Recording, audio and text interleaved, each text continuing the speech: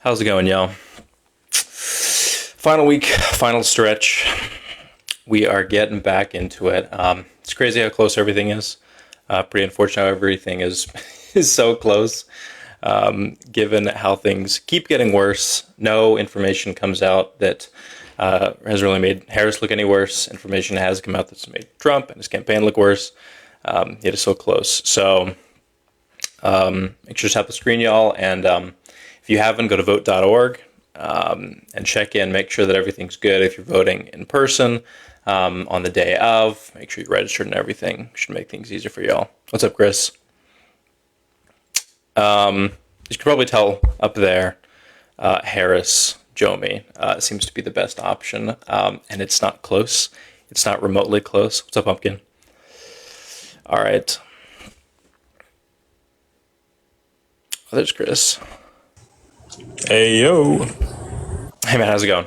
Going good. Just got off work. Mind if I hang out and jam out for a few minutes with you? Hell yeah. That sounds great.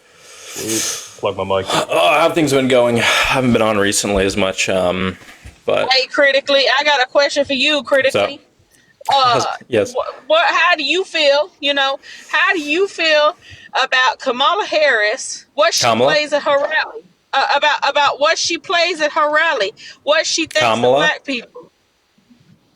Kamala Harris, what she thinks of black people. Just wondering why it's so difficult to pronounce her name correctly. Seems a little odd. That ain't a major issue. You see, that's the thing. That's all you care about is the pronunciation of her name. You know what I care about? I care about the fact that she play hood rats at her rally. Hood rats. They love the hood rats. Hellcat. Fuck them in the Hellcat. What? I'm sorry. Why is this a significant issue? Ratchet, I'm reading you the lyrics right here. I had to look up the song. Someone sent me the video. They sent it to me. It was somebody. Because she's playing. Wait, what's wrong with her playing hip hop music? I'm kind of curious. Could you? Well, okay. Listen to the lyrics. Ratchet hoe, but I feel like Kim Kardashian. I'm not gonna cuss on your thing. My punani good. That's why a B. Hold on one second. Are you being serious about this? Do you think this is really a meaningful question? I'm reading this for you. My punani good. That's why I'm pregnant. I swallow nut. I really feel like an elephant. Damn. Tell Joe Biden I want to suck on the president.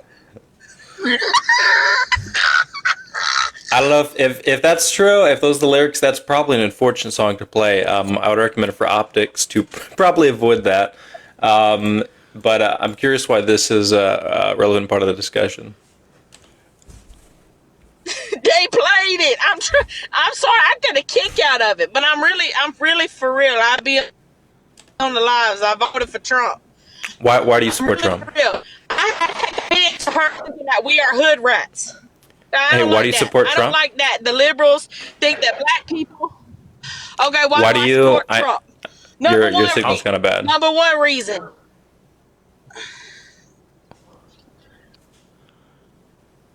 That's insane. Okay, so as a fellow black person, I cannot wait to engage this conversation because I'm already like, what is going on right now?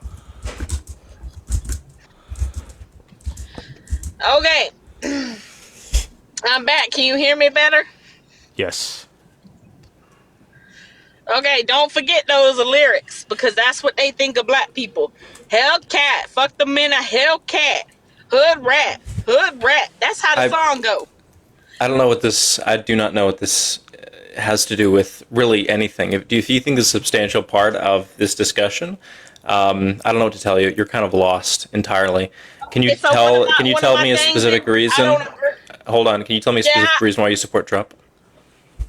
Yep, I don't agree with the liberals' view on AB. 98% of ABs that I'm an AB abolitionist.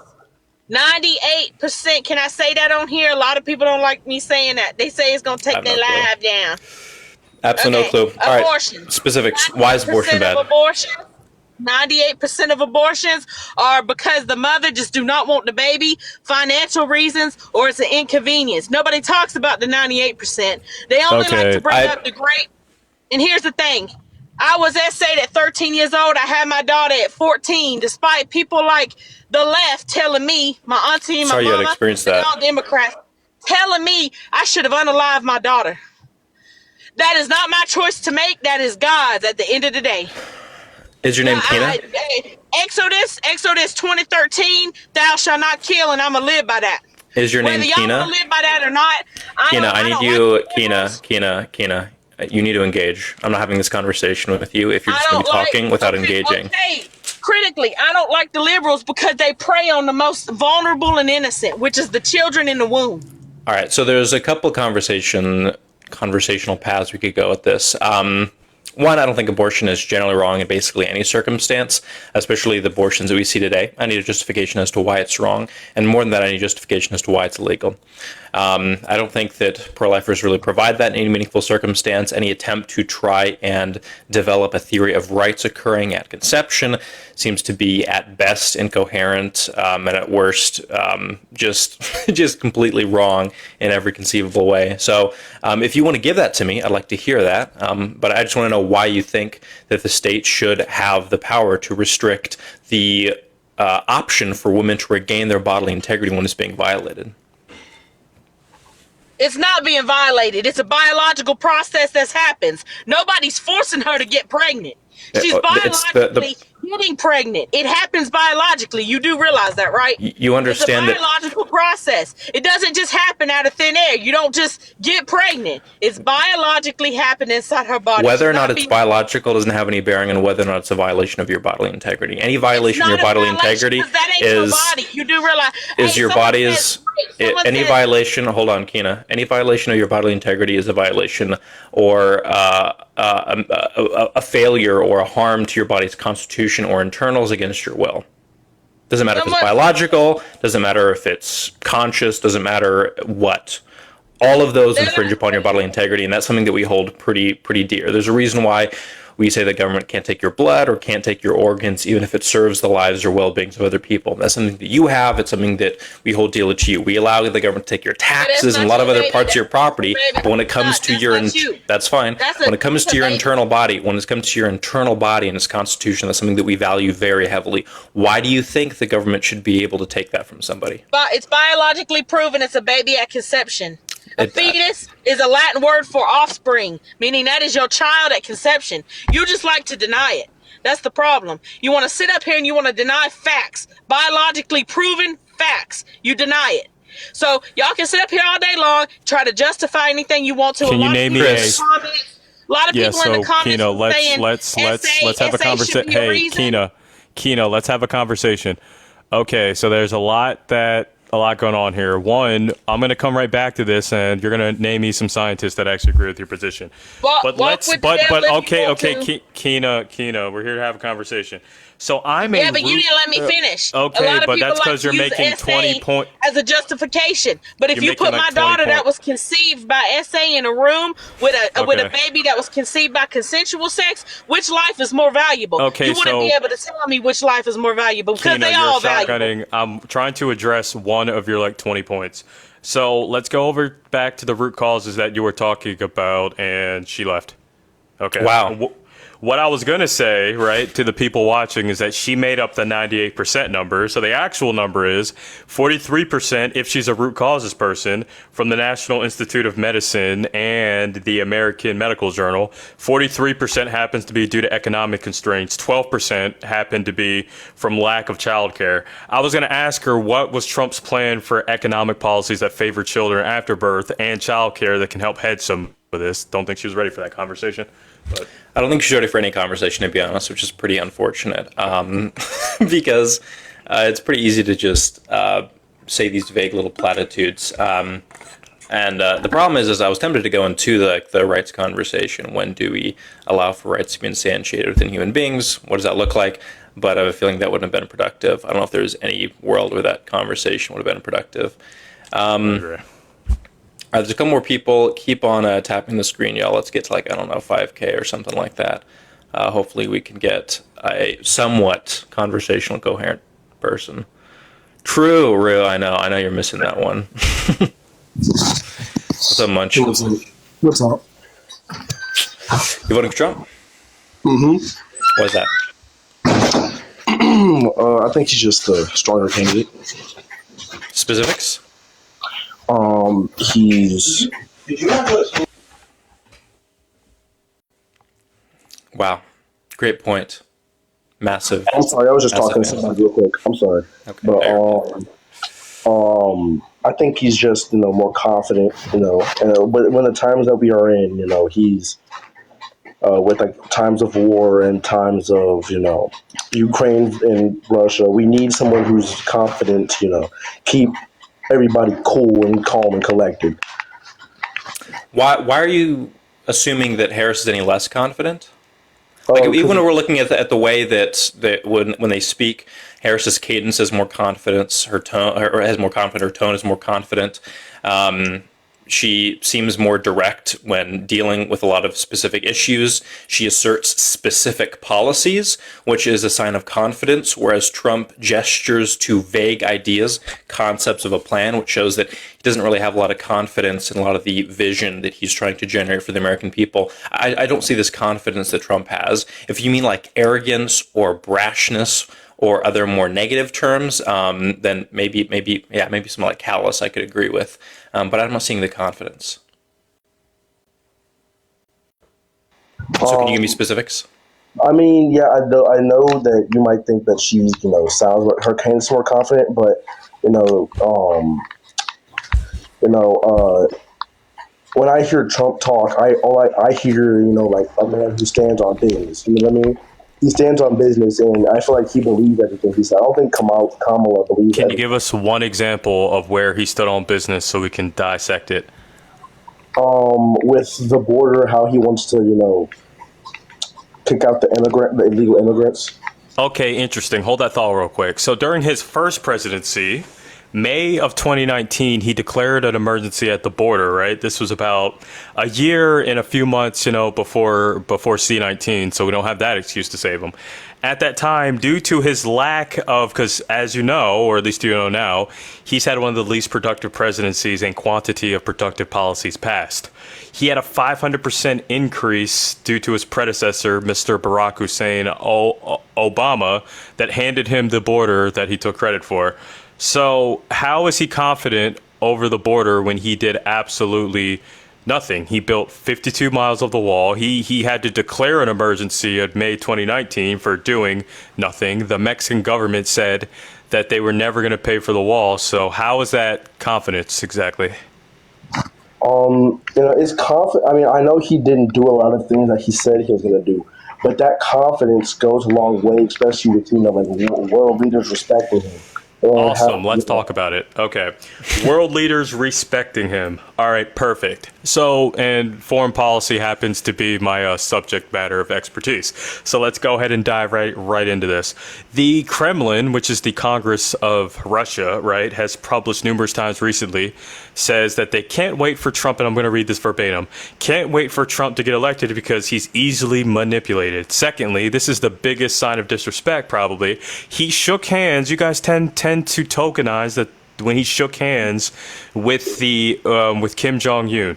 The UN, the DOD, and all these other entities published 2 months later that they still continue to missile test anyway, regardless of Trump's promises. So that's number two. Also, here's where Kamala one-upped Trump with her limited position as VP. Every time Bibi Netanyahu talks to Trump, he always bends over backwards. Recently, Kamala didn't shake the person's hand, is talking about ceasefire in the region, and now they're in the middle of passing an arms embargo with her limited power as vice president. And to put the icing on the cake, Trump is on record twice, right, trying to negotiate, trying to get Ukraine to give Crimea to Russia as a sign of partnership. So he is everything but confident. When he gets around anybody big, he's a pushover.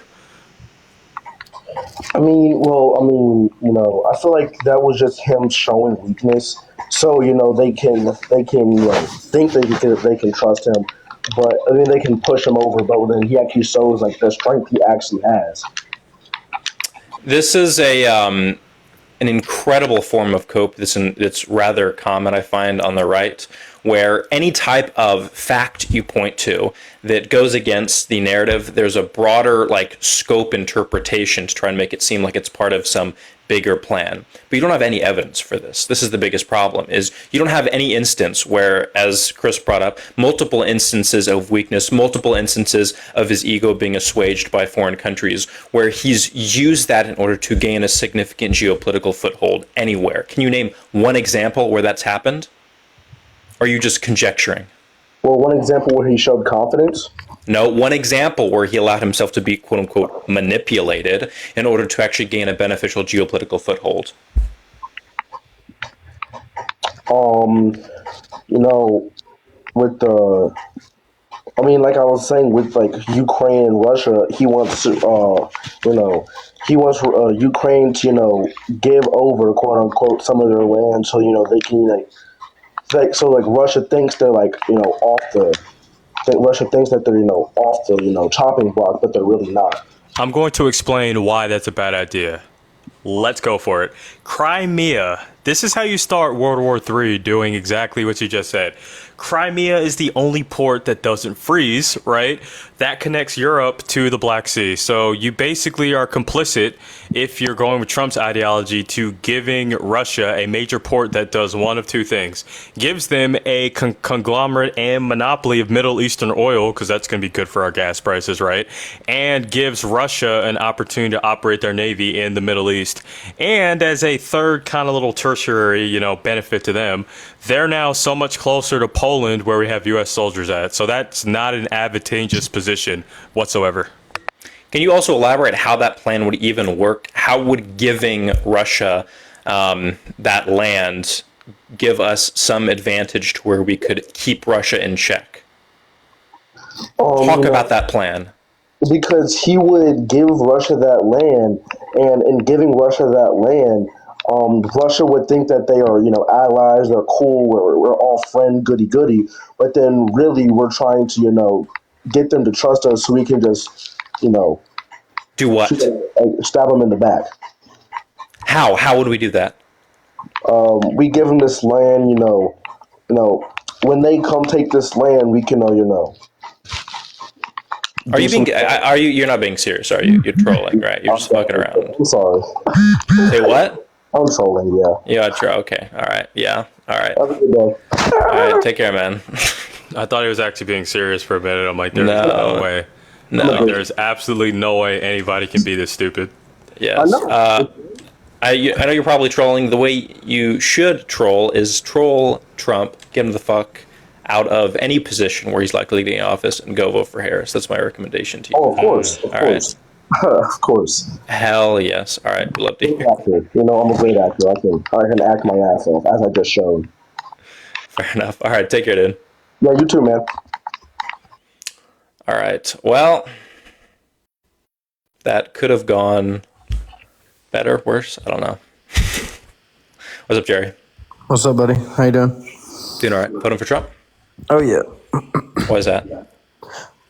Just a plethora of reasons, like the economy, the border, the chaos breaking out in every region of the world.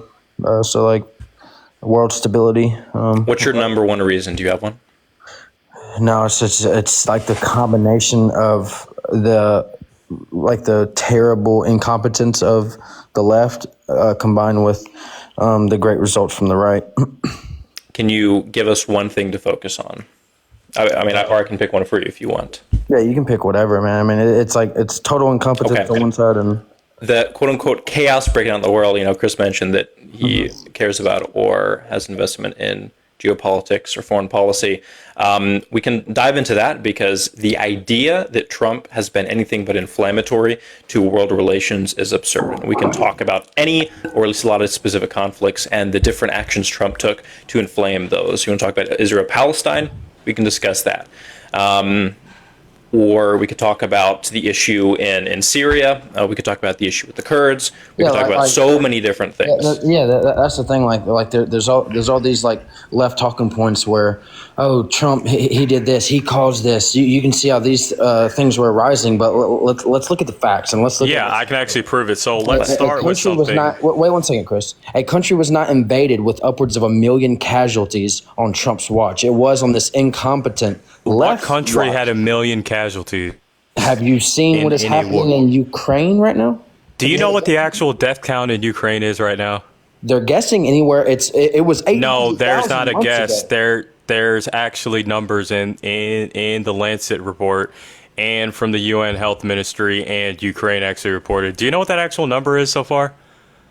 I don't know what number you're about to say, but I know. Okay, so I'm going to quote you my sources. I'm going to quote you my sources, and then you better quote sources for 1 million, because that's insane. So I'm quoting the Lancet report, right, which is the official reporting body of the UN Health Ministry.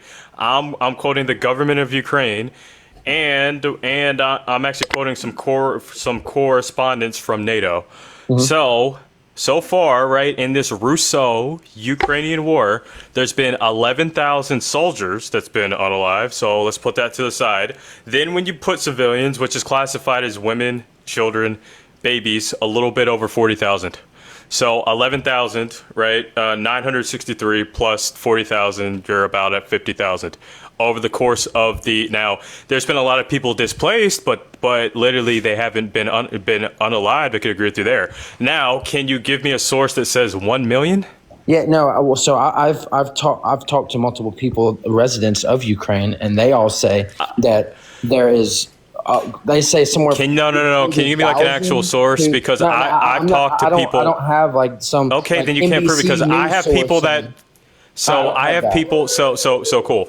I know people in Ukraine too. You know people in Ukraine. So what's the tiebreaker? It's data. So what's the you're claiming Wait, 1 so million. what are the people that you're saying? So the people that you know in Ukraine, what are they saying? Like, oh no, guys, it's only like 30,000 people. It's not bad. Or are they trying to tell you, hey, it is way worse than the news is telling you? Way worse. Than what is your sources saying? Well, I haven't found a news source that there's no news source I've ever Chris, found. What are the people? Jerry, saying? I'm going to, if you just let me respond. One, I've never found a news source that said 1 million. Two, from the people that I've talked to, they said there's a ton of displacement, but we're not even at anywhere near 1 million, not even half. So the people told you, oh, we're not even near 1 million. That's what they told you. I've never asked them what the number was, right? Well, you just said that. No, Chris, you just said that they told you. Jerry, how are you?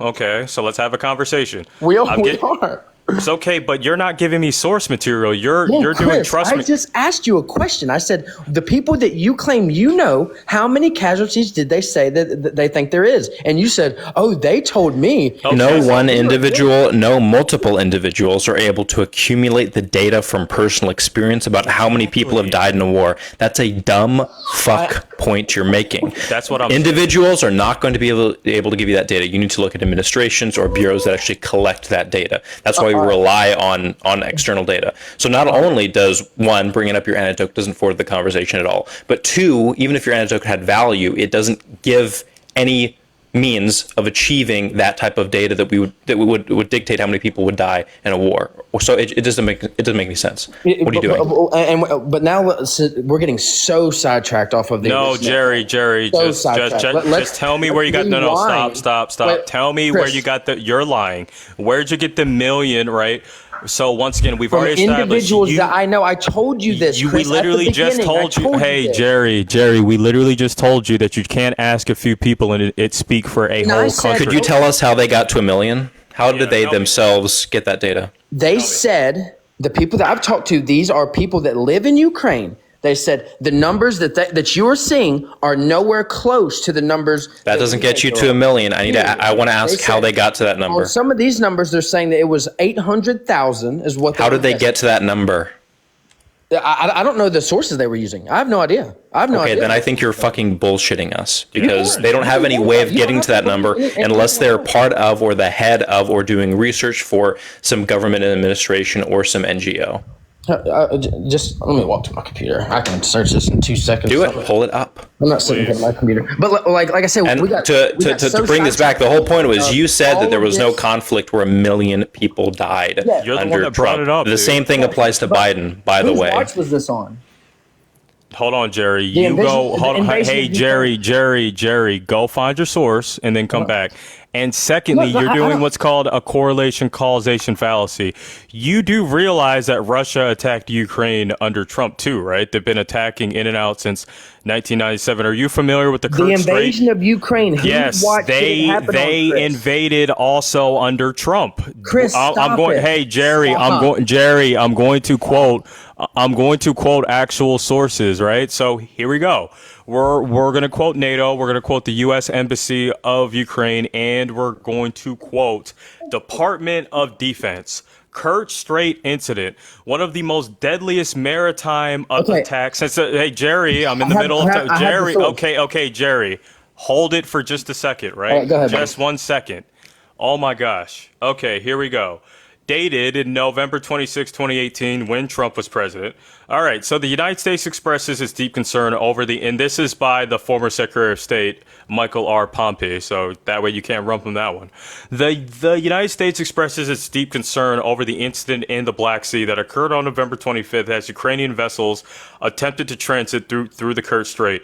Reports that Russian vessels rammed and fire on the Ukrainian ships, injuring crewmen before seizing 3 vessels, representing a dangerous escalation and a violation of international law. Going down to Annex 2 of the actual damage report.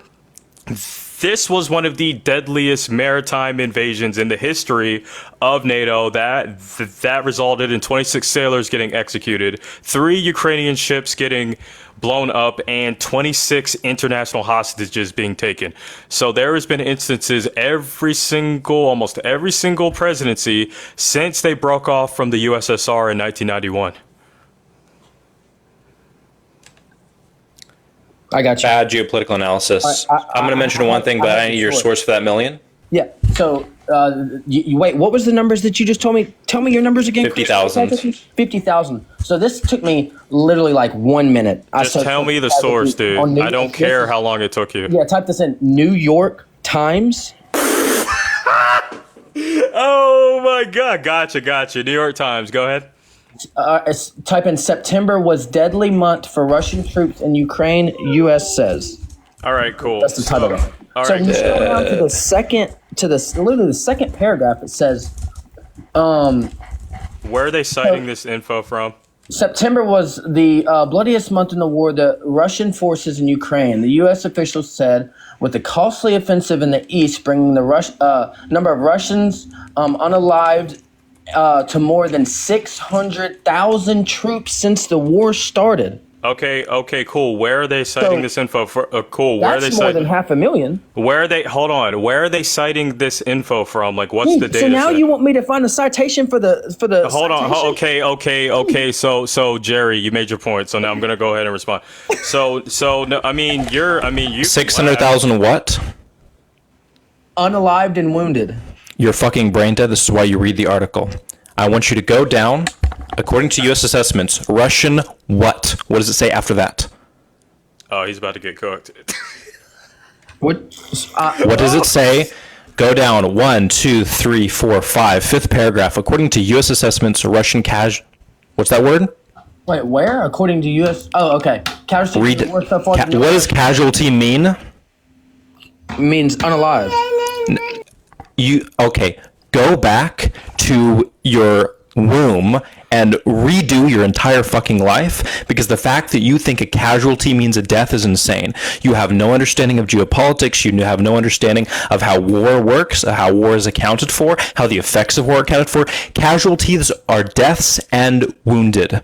Okay, so the overwhelming majority of those people are wounded. Okay, so listen. Also, Jerry, you- 1 second. you Also, sound very the intelligent, source that you Timothy. cited. Hold on, What is Jerry, hold on a plus second. 57,000. Jerry, hold What on, is that dude. number? Okay, cool. Hold that thought.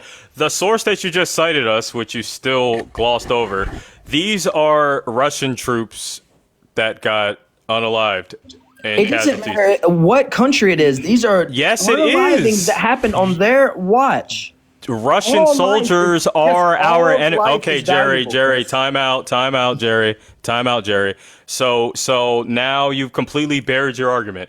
600,000 of the invading troops, right, that had no business being there. So now, can you give us a number for So, 1 Chris, million do Ukrainians? you like that people are being unalived at record rates? Yes or no? Jerry. So you need to You substantiate. refuse to answer Jerry, the question. You just keep saying my name. Wait, Yeah. Jerry, do you Answer a care? question, Do you care that Russian troops are being killed when they're the Well- invading force? Yeah, they're the invading Yeah, I'll force, answer your dude. question critically.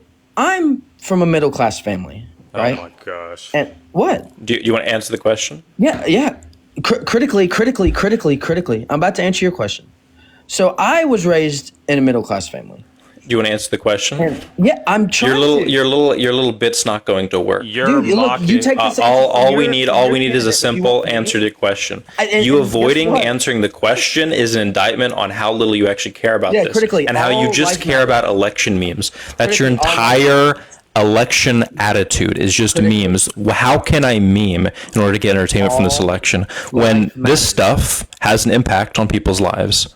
Critically, does all life matter to you, or yes or no? Jerry, you have 10 seconds to answer the question. Or I'm What is moving the on. question? I never even. heard He's the a question. Russian sympathizer like Trump is. Yeah. Do you care that there are a certain number, what is it, 150,000 Russian, 15,000 Russian troops killed when they're the invading force? Why?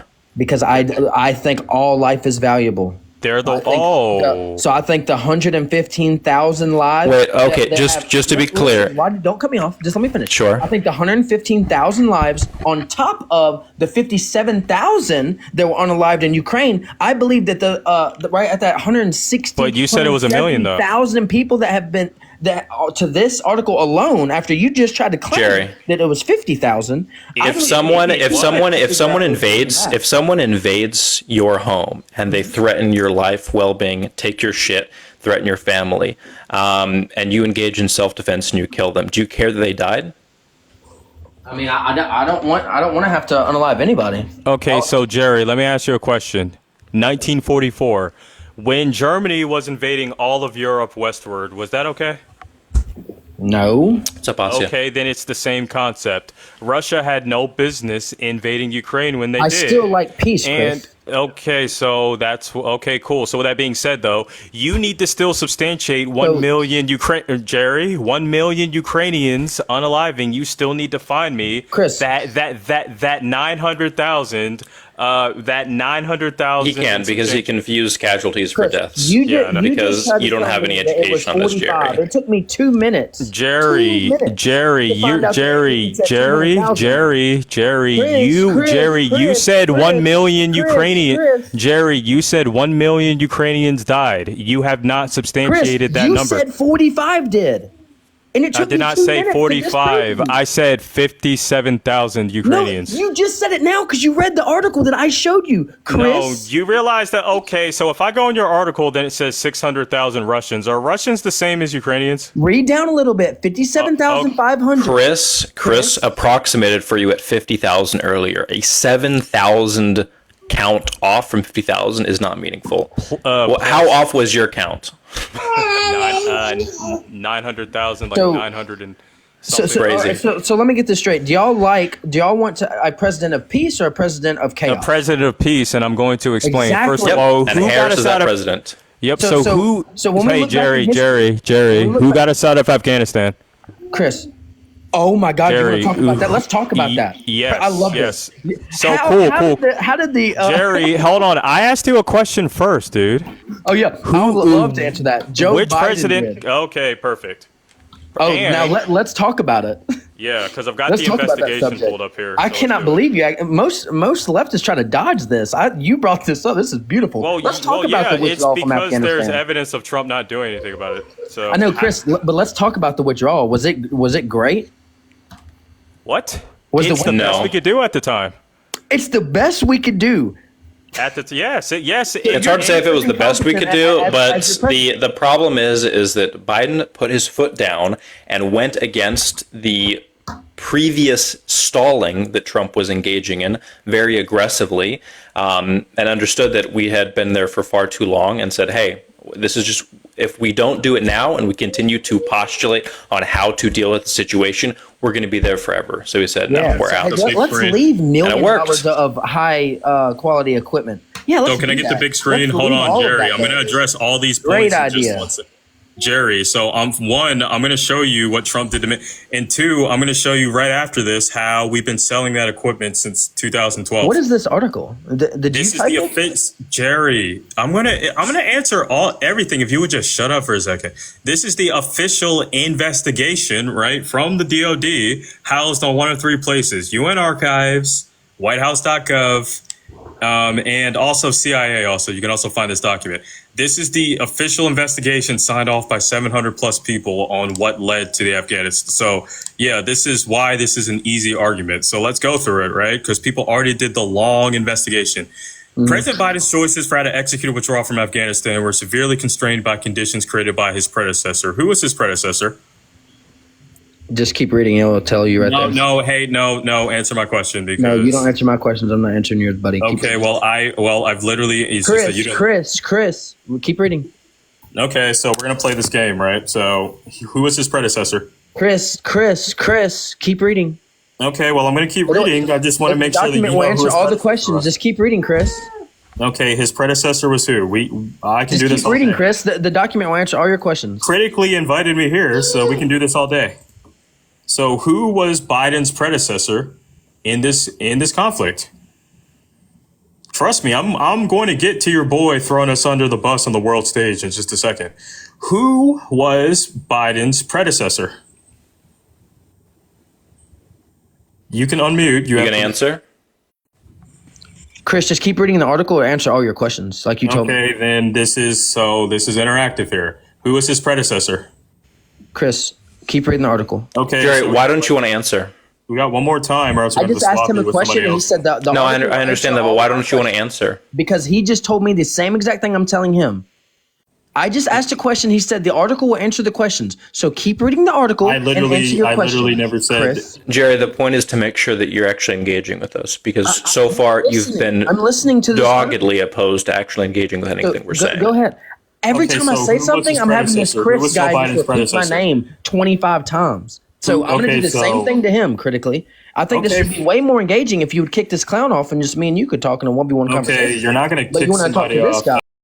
that Literally did something your president didn't do Buddy, and fight in this war. isn't I allowed. fought in the same. Okay, that's Read fine. the article. You have the floor. Go ahead, bud. Okay, Go ahead. cool. So cool. You said that I have the floor. Perfect. Who was Biden's predecessor? Keep reading and I'll answer that question for you. Who was Biden's predecessor? It's okay, man. I can do this all day. Who was Biden's predecessor? Critically, do you want to have a conversation or do you want this guy to keep running the show like this? What do you want to do? This is your live, buddy. You're the one that's stalling. How am I stalling? It's so easy to say Trump. Why can't you say Trump? I can't answer the question. Jerry, just say because Trump. The article's going to answer. Just say Trump right now. Trump, man. There you go. Okay, There you go. perfect. Awesome. Thank you. So easy. All right, here we go. Okay, you can go back on mute. Thank you for actually following simple directions. President Trump ordered direct talks with the Taliban without consulting our allies and partners or allowing the Afghan government at the negotiating table. In September of 2019, President Trump emboldened the Taliban by publicly considering and inviting them to Camp David on the anniversary of 9/11 in February 2020. The United States reached a deal known as the Doha Agreement. Now, what did that result in? Releasing 5,000 Taliban prisoners from prison, including senior war commandos. And who was one of these war commandos? Mohammed al-Assad, that went right back to the outskirts of Kabul and was releasing a bunch of prisoners that converged back on locations. Now, if you keep going to decision to leave, right, you could keep reading all the way down. This is very long. Biden actually had plans. Trump never had an actual plan, and he was a Taliban sympathizer. Yeah, his great plan. Talk about his great plan. Talk about the plan that Biden had. I want to hear about that. I don't know nothing about it. All right, cool. So I'm not going to read the whole thing because this is very lengthy, but I got you though. I'm going to give you the Let's talk about Jerry. If I read the whole thing, we're going to be here forever. The point is Trump never had a PDF or anything. He had a bunch of empty promises, freaking mixed with Taliban sympathizer. So Yeah, hey, so one hold on. thing. So I'm going to give you the highlights like you asked, perfect. like you asked. right? Some of these was the SIV program, Special Immigrant Program for the Afghan translators and all these other people that literally work side by side with us, especially when I was in Afghanistan. Some of these translators are more American than Trump will ever be, to be honest with you. So that's one of the specialty programs. And if you go down the annex, it's got the details of those. Then we have the NGO program. And then we have a bunch. Also, part of his plan was rehiring literally half of the cabinet that left under Trump, and he didn't rehire because he never had a transfer of power. So now I'm going to ask you, where was Trump's plan for his intricate plan to get us out? Let's talk about the pullout and actually what happened. Does it have that in the article? Yeah. Yeah, what happened? Let's talk about that. I just summarized it. Well, no. I just literally asked you a question. We can talk about it. You don't want to talk about that, Chris? That's weird. Sorry, I'm back. We can talk about it. Yeah, let's talk about it because I don't know anything about it. I want you to educate me, Chris. Do you recognize that Trump? Do you recognize that Trump? Hold on, Jerry. Do you recognize that Trump started this process initially by negotiating with the Taliban in a way that was not complementary to the interest of our allies? Yeah. Cool. Okay, there you go. So when you do something like say, oh, it's obviously all Biden's fault, even though when you understand that Trump set up these dominoes to put Biden in a pressured position, stop it. You're not being honest. When it comes to the actual pullout, are there ways it could have gone better? Sure, there probably are. You brought up the military equipment that was left there. It is true that military equipment was left there. Why was it left there? Yeah, let's talk about it. Why was it left there? I have no idea why millions of dollars of equipment was left there. Tell us why. All right, so this has to be a good reason. All right, so I'm going to go ahead and give you the answer.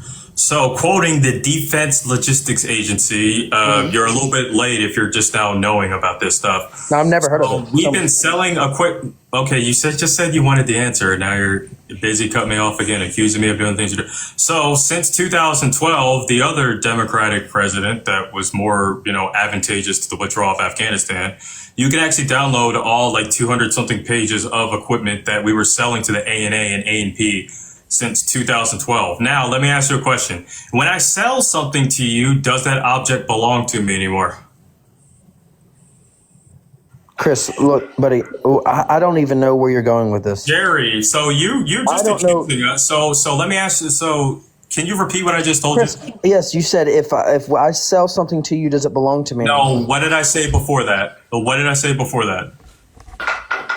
That's the only question I heard you ask me. No, okay, I gave you details behind that. What did I say before that?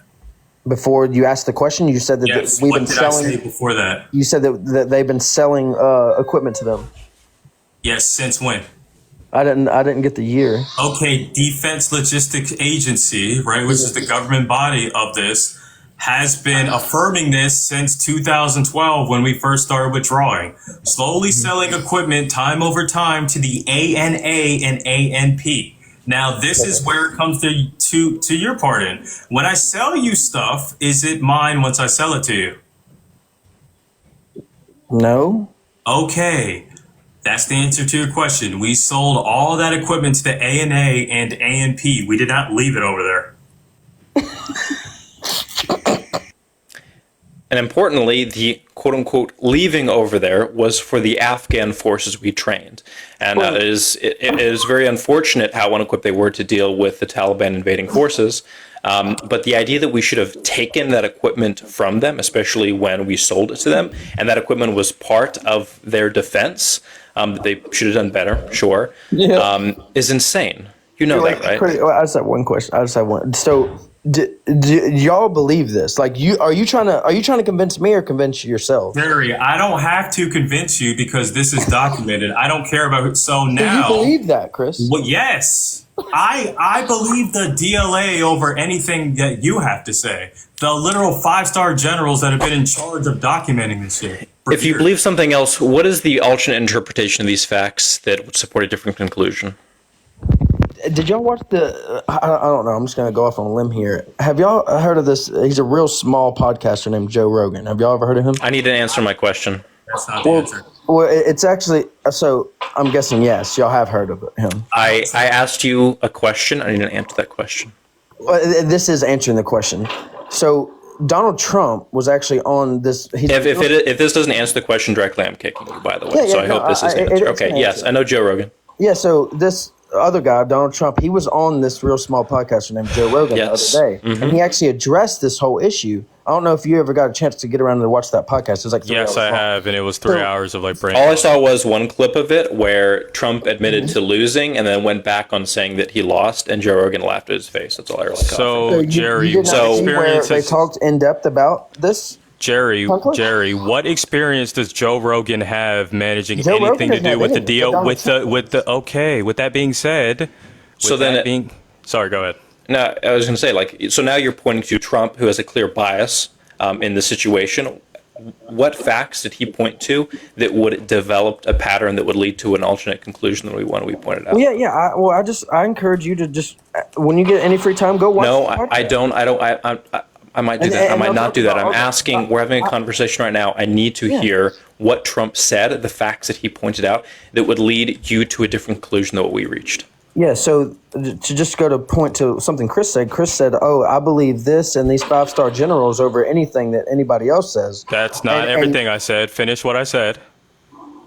I said the 5-star generals and the investigations that I'm looking at, yes, because I even quoted you one. And this is the point that I'm getting at is Trump already in that podcast, he pointed out and he proved their incompetence on how terrible they handled that situation. You realize that Donald Trump was the. What were the specific facts they brought up? He brought up. This is he explained it, and he's like the way he. I know. What are the facts? Yeah, so the facts are about a week ago, he did a rally and he called a kid up on stage. That's not an answer. I need a fact. I need some giving you fact, the some fact. decision I'm giving you made the fact. by a general, some logistical error made. I need something like that. I know, just listen, I'm about to tell you. So he had a rally about a week If you don't point out a fact within the time frame of when the pullout occurred, in the next 20 seconds, you're out.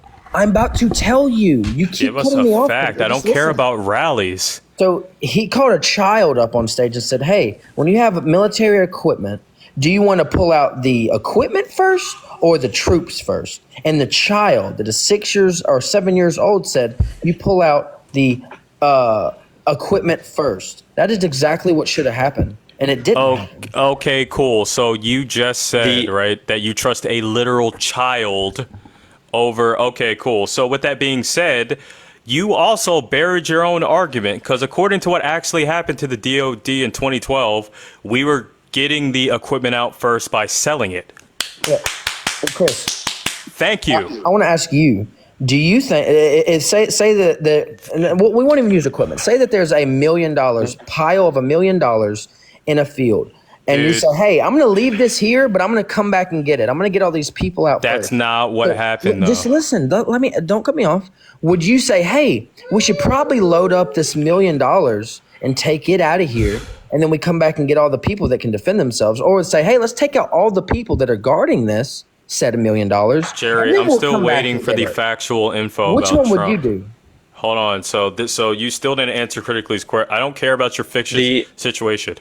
Well, I'll ask critically. Critically, which one would you The problem is what equipment are you talking about? Are you talking about the We're equipment talking we were about the fighter obliged jets? to? We're talking about the Are we small talking arms? about the We're talking equipment about that we were obliged to leave? The No, we're Afghan. talking about the fighter jets, that was some of the highest. Yeah, what? That we sold. So Are we you sold talking these about the things- equipment that was ours, or the equipment that we either sold or obliged to give to the Afghan? our equipment that is not for sale? We got our equipment US out. equipment. All right. Can you give us any data specifically on this equipment that we should have brought out being left? That we were logistically planning to bring out? Yeah. So again, if you go back, Trump talks about all of this. I know, but I need something else. I don't trust Trump. Podcast. I don't trust Trump. Sorry. So I need something else.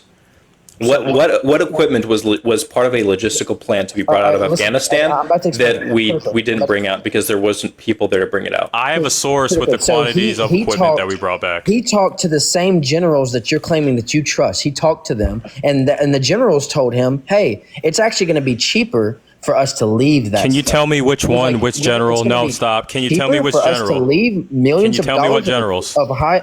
What? Can you tell me the names? Because I can guarantee I will. I will literally, actually, I'm willing to bet my vote because I've done so many thousands of hours of research. Can you tell me what general said this? I don't, dude. Oh, so you don't 3 have days ago. names. Okay, got it. Okay. Yeah, so yeah, it's just not going to work. You need to demonstrate specific equipment that was left there that was not planned to be left there, and that wasn't brought up because of some logistical failure. Otherwise, your point's bunk. Oh, If you're just talking about that we left equipment there, yes, we did, because it was meant for the Afghan forces. All right, man. We'll say that we're supposed to leave millions of dollars of equipment to the Taliban. We didn't. That's fine. We'll go. We We'll go didn't. We left it to the Afghan forces. The Afghan forces failed to defend their people, their government. Yeah. So Sorry. I actually have another source, right, from the So government. we'll go with that. We've been on this From the rabbit hole. Government Accountability Office. Notice how I'm giving you like actual verified sources and not some weird podcast. That's cool, All dude. right, Look, all right. So you sit here I all have day in front of actual your computer and look at quantities sources, that's and fine. lists.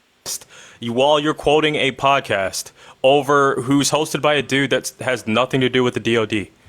Okay, man. Go ahead. Read your source, buddy. I know you want to read it bad. Go ahead. Well, I mean, I'm not going to read the whole thing because it's long, but it's Yeah, definitely just read more. the part that you want to Yeah, point so out. the Government Accountability Office, right, published a list of stuff that we brought back between the years, right, of 2012 and 2023. I'm not talking about 2012 to 2023. I'm talking about the pullout. 2012 is when we start. Hold on. 2012 is when we started leaving and selling equipment. Do you not realize that the withdrawal started under Obama? I 2012? understand that, Chris. I Okay, understand that. so we have a list of things that we brought I'm back. talking, Chris. I Jerry, think Jerry, you have from this the beginning, misconstrued from what I'm the talking front. I about. don't, dude. Be quiet. From the beginning all the way to the withdrawal, we have a list of things that was American equipment that we brought back with a whole separate list of things that we sold. Two different lists. Stuff we brought back, stuff we sold. The DLA has the list of the stuff that we sold. Places like the Government Accountability Office and the DoD has the list of the stuff that we brought back that we never planned on selling. Jerry, what's your contention?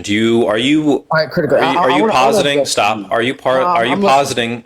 Are you positing that there was a logistical error made Correct. by the people making the withdrawal, or are you saying you disagreed with their decision to withdraw? No.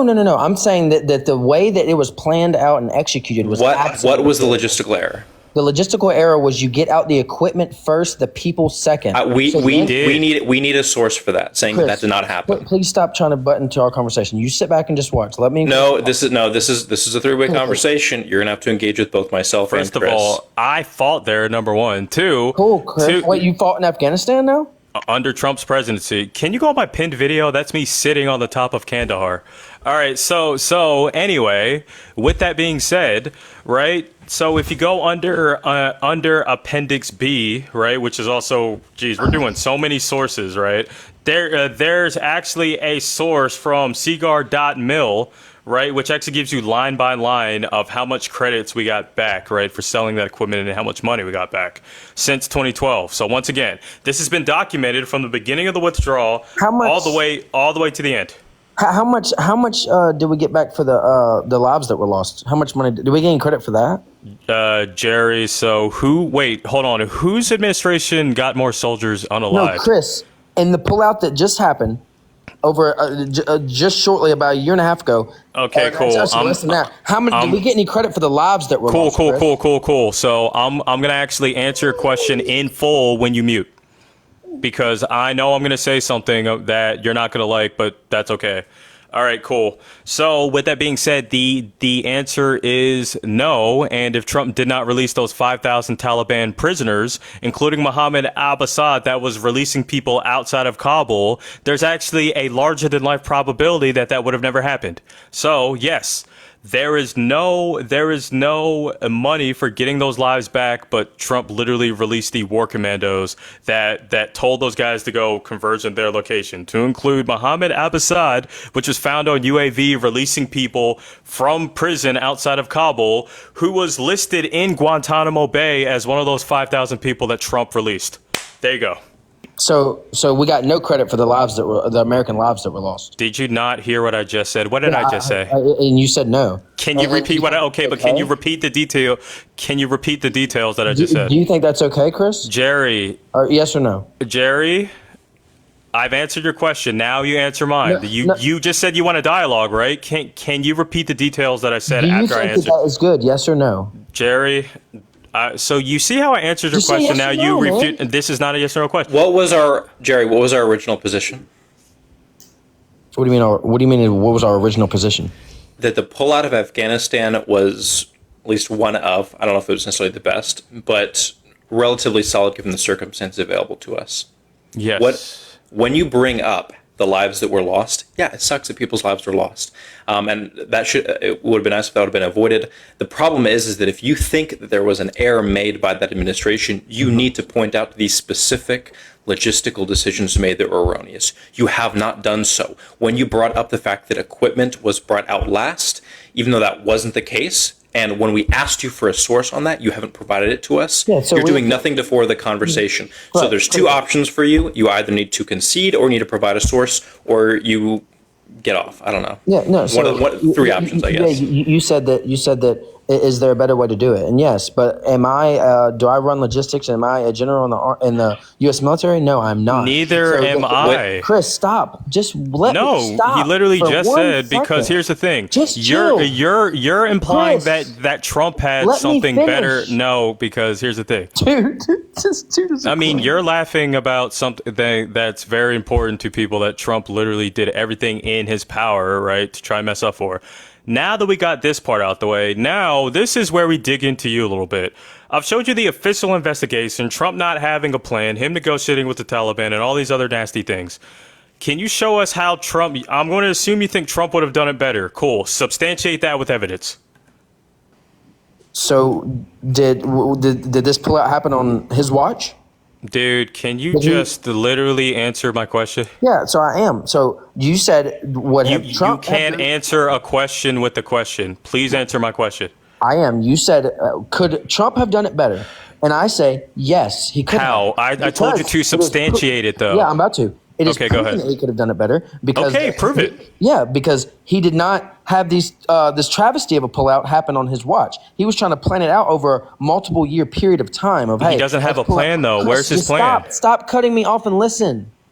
He had a plan to pull out over a multiple year period, not, hey, we're going to have an abrupt pull out and pull out all of our troops that actually created stability in the Middle East. And then we see how distable it is with the Iran-Palestine, all the things happen over in Israel right now. So we actually created stability over there. So when we have this abrupt pull out where we leave millions of dollars of equipment, we have American soldiers that were We didn't killed. leave equipment.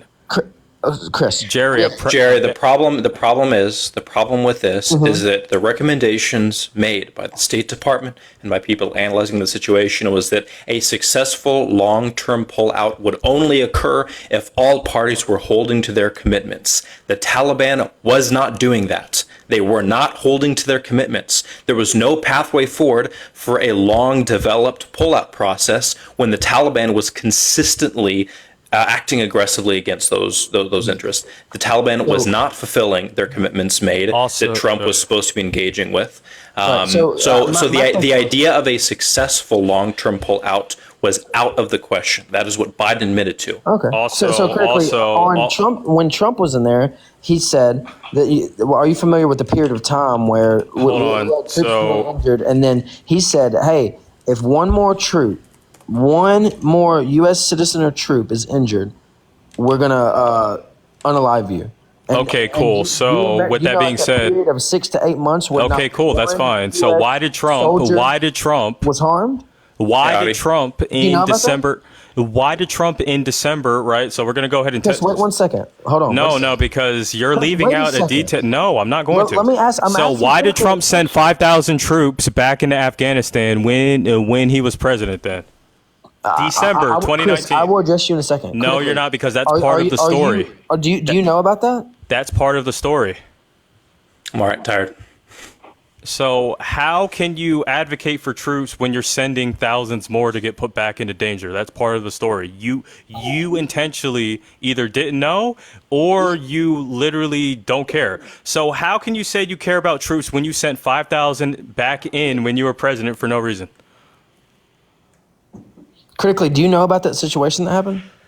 That I just told you? Sending.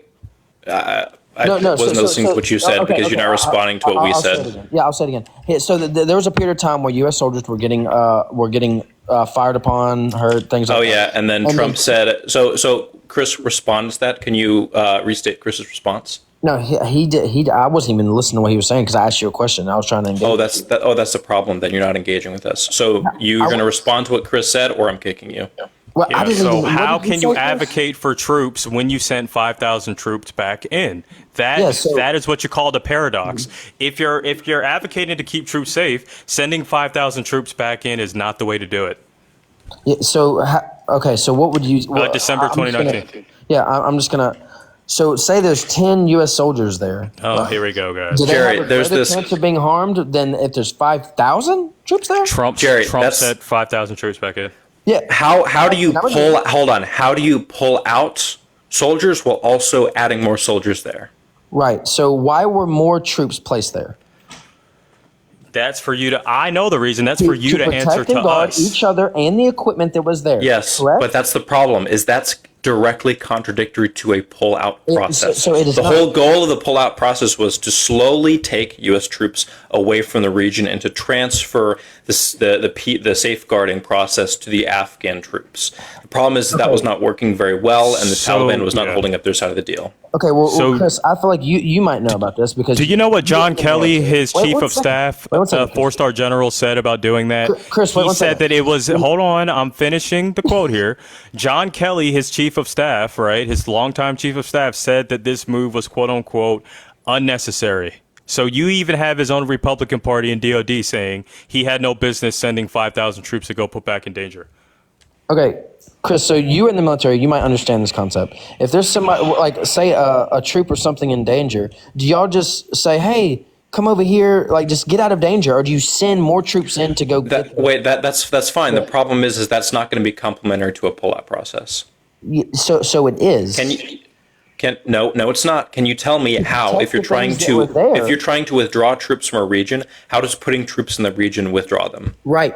So we have to put more troops there to establish a safe pullout, right?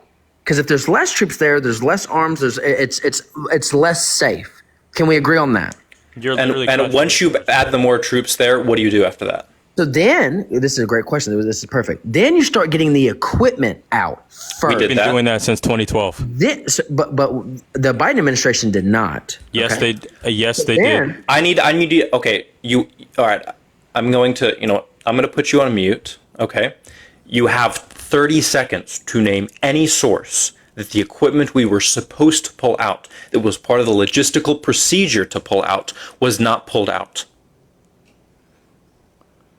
I'm going to give you that amount of time. If you don't answer, you're done. Sorry. You're a waste of time.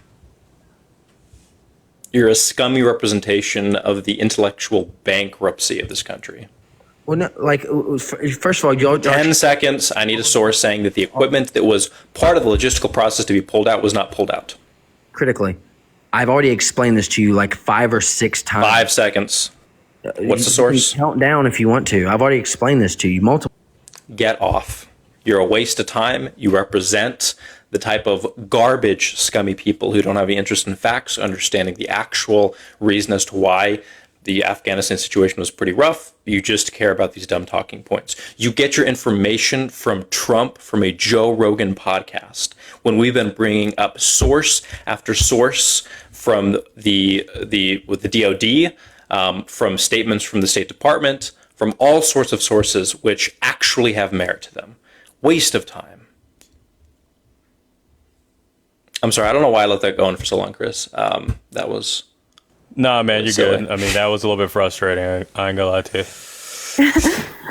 What's up, Jasmine? Hey guys, I'm actually like independent party. Just voted for Kamala. I just wanted to applaud you for what you guys are doing, bringing rhetoric. Applaud you for voting for Harris. Intellect. One thing I did just want to come on here and say real quickly, I would really encourage you or challenge you when you're talking about certain things, such as this was a while ago after all of Jerry, but when you were mentioning like Russian lives and asking, do those matter to you?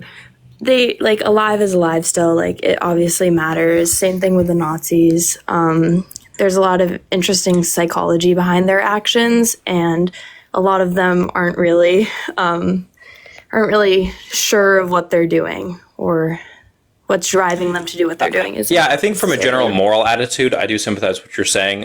We were talking more about geopolitical consideration, is that when we're looking at stats abroad, what numbers are a significant indictment of a particular administration? And I'm sorry, Russian lives, when it comes to Russia's decision to invade Ukraine, those lives lost are no indictment towards Biden at all. They just do not matter. Broadly, morally, sure, I probably agree with you to some extent. Not all those soldiers, a lot of the soldiers were probably drafted. I don't really know, to be honest, but I think those are two different conversations. No, 100%. Just wanted to make sure we're spreading peace and love, which is why we're having these political conversations to begin with. It's a little bit hard to spread love, but sure. Okay. I understand that. But thanks, Jasmine. Yeah, you appreciate guys it. Good one.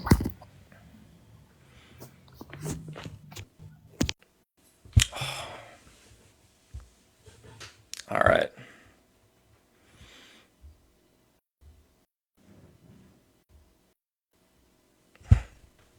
This person's been, I think, in the box for a while. I don't know if they're actually going to load in.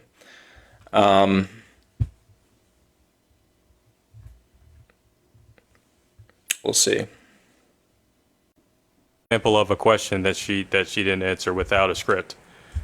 Give me an example. Let's see. Anytime she's talking about the economy, it's, well, I grew up in a middle class family. That's not what I said. I said an example of a question that, first of all, she literally answered the question. So you got it wrong there. Give me an example of a question that she was asked, right, where she needed a script to answer it. I think Phoenix is saying that all the questions were provided beforehand to Harris, which I'm not sure if that's the case. If that is the case, that's not actually that uncommon for interviewers to provide prior to an interview the general questions in order to make it flow a lot more smoothly. I'm not sure if that's been done to Trump or if it's been done to Harris. Who's it been done to more often? It's irrelevant, though. And if this is the predominant point you're bringing up as an indicator of Harris's failure or likely failure as a candidate, you're really behind the curve here. Yeah. So with that being said, yeah, actually, I've looked back at both of their because they both were on Fox at one point. 7.1 million people tuned in to watch Kamala, about 3 for Trump. They were both given the questions beforehand, so I don't know what you're trying to say. There you go. Now for the debate that he got absolutely mopped in, neither of them got the question. Anyway, I said the Fox interviews. If you don't have selective hearing, for the Fox interviews that they both had, they were both given questions beforehand. Okay, you need to go ahead and stop interrupting. So what's your point? We need you to make a coherent point. So I'd love how to. are you? What did we say that you contest? Okay. So with the Fox interview, Trump, I think, did pretty well. With Kamala's interview, you have to realize that her handlers were waving their arms to go ahead and have the interview cut short. They were supposed to have an hour. She showed up 17 minutes late, and then cut it short even before then. It was supposed to be an hour. It was 26 minutes. All right, cool. Now, you're going off your emotion saying that she handled it better. Like, I'm asking you for examples, all right? You said Trump did good. How do you measure that? You said Kamala did bad. How do you measure that? Like, we're still not getting any standards. You're making what's called an emotional argument. I do it with football all the time. Where are you also getting this, that she showed up 17 minutes late to the Fox interview? That was directly from Brett Baer. The guy who did the interview. I went on factcheck.org, and that's actually not the case because they fact checked what Bret Baier said, and that actually wasn't the case. Of course. I mean, sorry that fact checks hurt, but they're there for a reason. And who is factcheck.org sponsored by? Let's see. So there's actually multiple people that are actually on it. Actually, let me read you everybody that's on it, because I didn't just read this on factcheck.org. I read this on AP Fact Check too, which is a center leading source, factcheck.org, and there's All Sides, which is a media bias and credentiality scanning website. So let's see.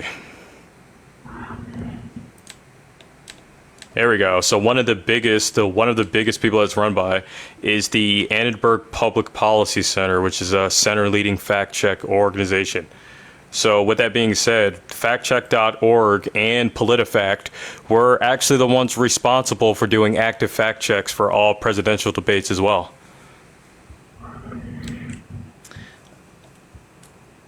Also, I mean, we can dive into this more.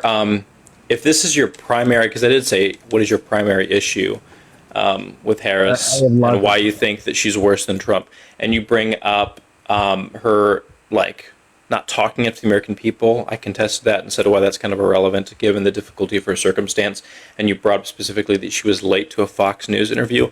If we're talking about issues with Trump, what do you think that one of our big issues is going to be?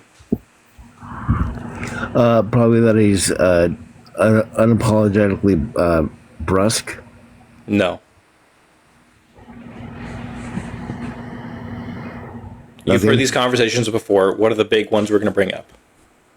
Oh, let's see. Probably January 6th is going to be a big one. Thank you. Okay. January 6th. Why are you comparing Harris being late, if it did happen, to a Fox News interview when one of the first things that I would bring up would be Trump specifically fomenting distrust in our American electoral system up until the election, denying the fact that he lost the election, and then fomenting a plan with some of his private lawyers in order to generate a false slate of electors to send to D.C. on January 6th in order to pressure Mike Pence to sign off on those false slate of electors, and pressuring him by generating a crowd of angry people looking to violently attack congressmen. Okay. Why the fuck do you think that Harris being late to a Fox News interview is anything comparable to that? Oh my God. So who's talking about emotions now, dude? That's actually what happened. Yes, I am emotional because the fact that you and other Republicans have such a low bar of acceptance for what you allow for your candidate to do is insane. I'm going to read some exact quotes from Donald Trump on January 6th. Right now, okay? So the thing is you have Harris, who is saying that Trump's a fascist. You have people that are saying that the Republicans are garbage.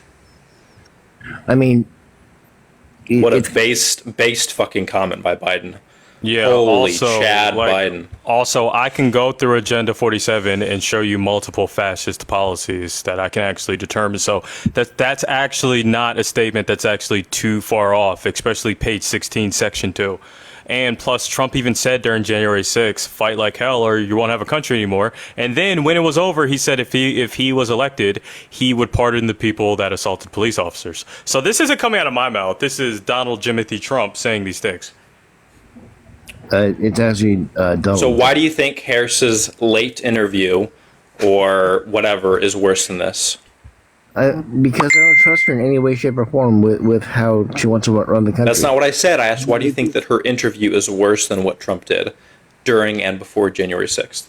I didn't say that it was worse than. I was giving you an example. That's fine. Then if you admit that Trump is worse than what he did on January 6th, and the predominant issue brought up was Harris's lack of communication or lack of talking to or lack of press engagement during the first few weeks of her candidacy, how are you voting for Harris exactly? Or how are you voting for Trump exactly? Because I'm tired of my country being overrun by people that don't need to be here. That's not an answer. You said the worst thing about Harris. I asked you what was the worst thing about Harris that would disqualify her. You brought up this. I brought up something Trump did, and you admitted that what Trump did was worse. How is Trump not disqualified for you? Because he's going to do a better job for the country than Harris will. Okay, if you want to talk about better job, we can talk about that. That's not what you brought up at all. So how is Trump going to do a better job than Harris? Okay, my life in 2019 was a lot better than it is today. Awesome. I'm going to come And in what and- action made? Oh, yeah, good point. No. Actually, good point. I really want him to answer this one. Go ahead with that. What action did Trump engage in that made it better, and what action did Biden engage in that made it worse? Well, we had a better economy during that time. That's not an action. I need an action. My God, dude. Like a bill, a piece of legislation, things that actually get stuff moving and resources allocated and stuff done. So do you realize that it's possible for the leadership of the country to have an effect without actually having a specific? What No, effect it's not. was that? If you want to say there's an effect by the leadership, that's fine. But I need the specific action and that causal property of the action. Like, you guys want to go ahead and argue the fucking shit out of everything. Well, yeah, Yes, we because don't I'm- take propaganda. You're great at propaganda. Go ahead and keep that solid. No. I said we don't ingest propaganda. Okay, and he ran. All right. Crazy.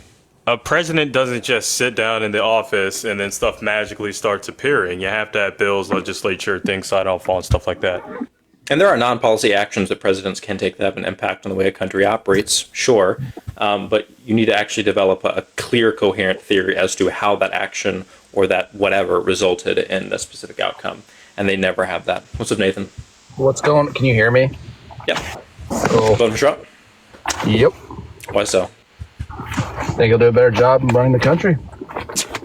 And how's that? There's lots of ways. Which way do you want to talk about first? The number one reason why you think so. I have lots of reasons. I need the number one. I think he's a better executive, hence the reason why he's running for the executive branch. I think he can manage things better. I think he's better at management. Okay, better at management. What's your evidence for this? Sure. One sec. I'm trying to pull my sources so I don't misquote anything.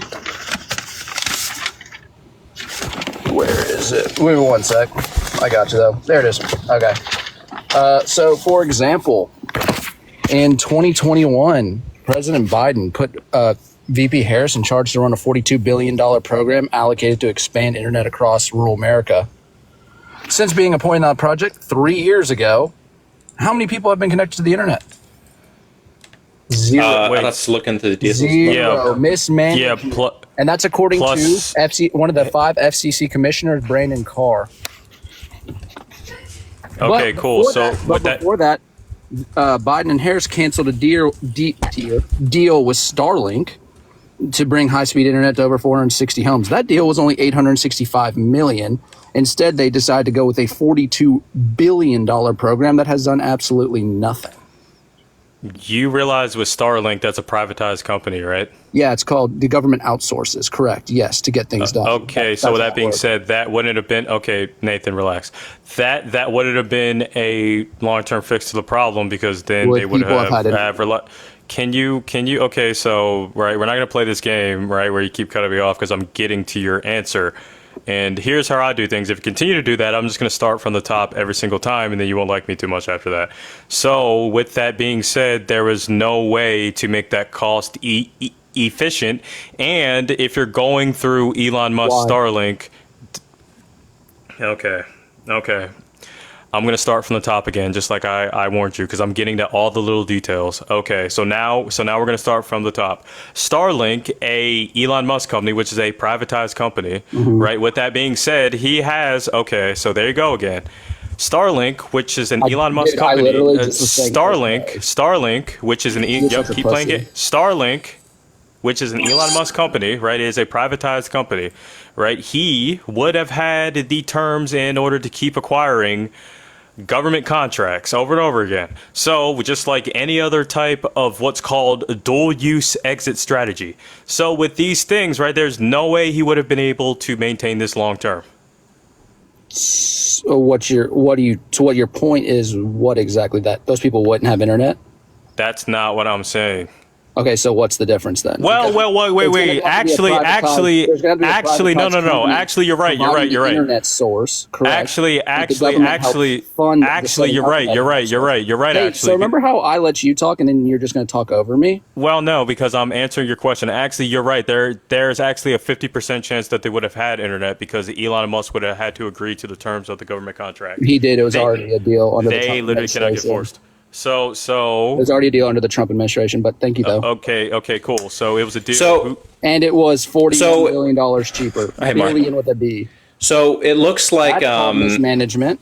So you can say mismanagement, yes, but it looks like you don't know anything about this. Really, I didn't even know that much about it. But even just looking at it from a cursory search, I'm quoting Brandon, FCC commissioner. So that's fine, but it looks like you don't know enough about it because if you actually look at what you're referring to as BEAD, which is the Broadband Equity Access and Deployment Program, $42 billion, and was trying to figure out how to deal with expanding internet access to a bunch of different states. The problem is when you're working with states all have different ways of utilizing federal funds and deploying the federal funds for infrastructural programs. The problem is that each and every state had to generate their own proposal on how to implement the funding, which meant that you actually had, and apparently it was like there was a whole at least 1 year long process of submitting those proposals to utilize the funding.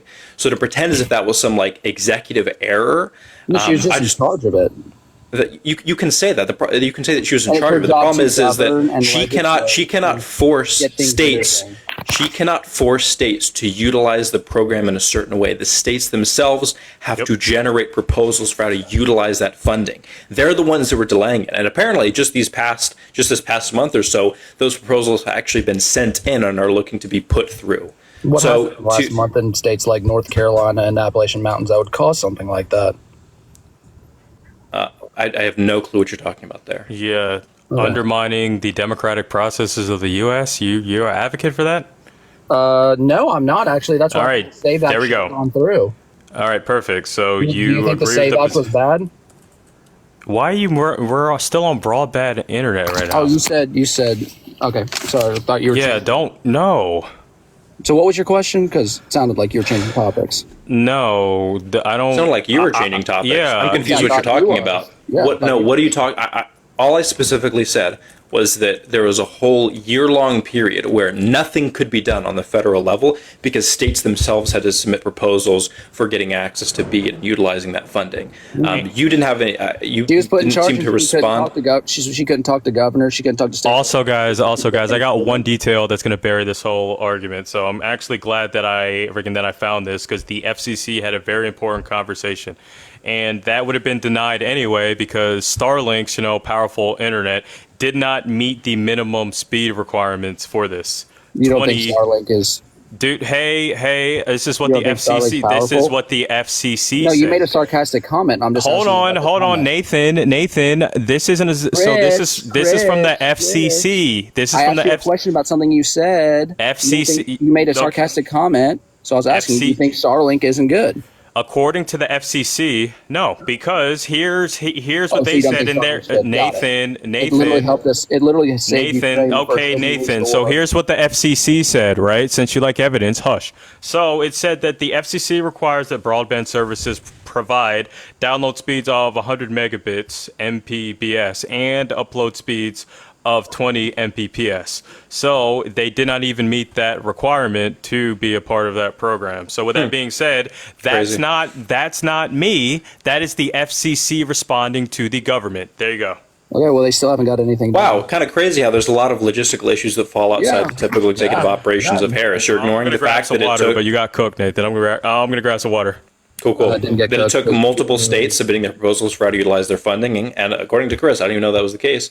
That there were FCC requirements that were not met by Starlink. Yet your intention here is to blame Harris.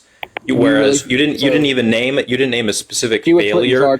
She was put in charge by Joe Biden to get it done, and she didn't. You can say that, but the problem is that it was her job to go and talk to state legislators, governors, things like that to get things moving. That's called politics. You can say that, but if you don't point out to some error, if you can say that. If you don't point to a specific error made by Harris, and this is your number one thing you bring up on how she's an No, that was just executive failure, then one thing I brought up, mismanagement. you can say one thing, but if that's your number one thing you're bringing up when it comes to Harris engaging in executive, Harris engaging in executive failure, it's just not going to be good. Yeah, but that's your evidence for doing so. That's one example. Simple cursory search looking into this show that there were multiple. There were multiple confounding. Okay, there were multiple confounding. You need to engage with the conversation appropriately. Yeah. $42 billion. Stop. Allocated. Nathan, you're backed into a corner because we brought up evidence which conflicts with your idea that it was a big logistical Harris failure. Whereas you just simply said it wasn't accomplished. We gave specific reasons as to why it wasn't accomplished, and you haven't named a specific action. You haven't named a specific action or an evidence. Nathan, you haven't named a specific action or a lack of action by Harris. A specific example where she didn't act when she didn't act when she should have acted. There was a lack of action. Which means Nathan, then say what that is. What is a specific? Wait, where's your evidence she did nothing? $42 billion allocated. Where's your evidence she did nothing? Program. Where's your evidence she did nothing? That nothing got accomplished. Hence, that doesn't mean she did nothing. We gave you the confounding factors which slowed down the process, FEC requirements not being met, and the fact that states had to submit their funding utilization proposals. What specific action did she engage in? The lack of action. What evidence do you have that she did not engage in these actions? Well, she didn't get her job done. She was told to do. She was hired. You can say that, but if the job not getting done was because of issues with the contractor, with the FCC, and with the states, it's not going to mean anything. Well, the contractor with Elon Musk. Also, I'm going to read the last part of the FCC. So it says, hold on a second. Okay, so it says, in August of 2022, this is the very last part of this correspondence, the FCC conducted a second review, which, by the way, this means that Starlink failed a second time, right, as prescribed in RDF rules, and determined Starlink could not furnish the 100 by 20 MPS latency service in order for this to be awarded at the national level. So not only you just don't believe it. No, I believe that that's a real. What you're looking up is true and said by the government, but I think Starlink can do it. It's literally then why did they do on the it? battlefields in Ukraine, in the middle of nowhere Ukraine, Donbass and Donetsk regions. Okay, cool. Wait, just because you can get some internet out there doesn't mean that that's actually the internet necessary to meet the FCC requirements. Do you have any evidence that there is 100 megabit plus internet happening in Ukraine? I do not know. Okay, so then why the fuck do you bring it up? Because I'm saying if they can get internet out there, I think they can get internet. The contention wasn't that they got internet. It was that it did not meet the FCC requirements. What was the FCC requirement? Just keep going to the side. What was the FCC requirement? What do you say, 100 megabits? Yes. No. 120, right? Oh, sorry. So look at that. You're wrong too. You weren't listening.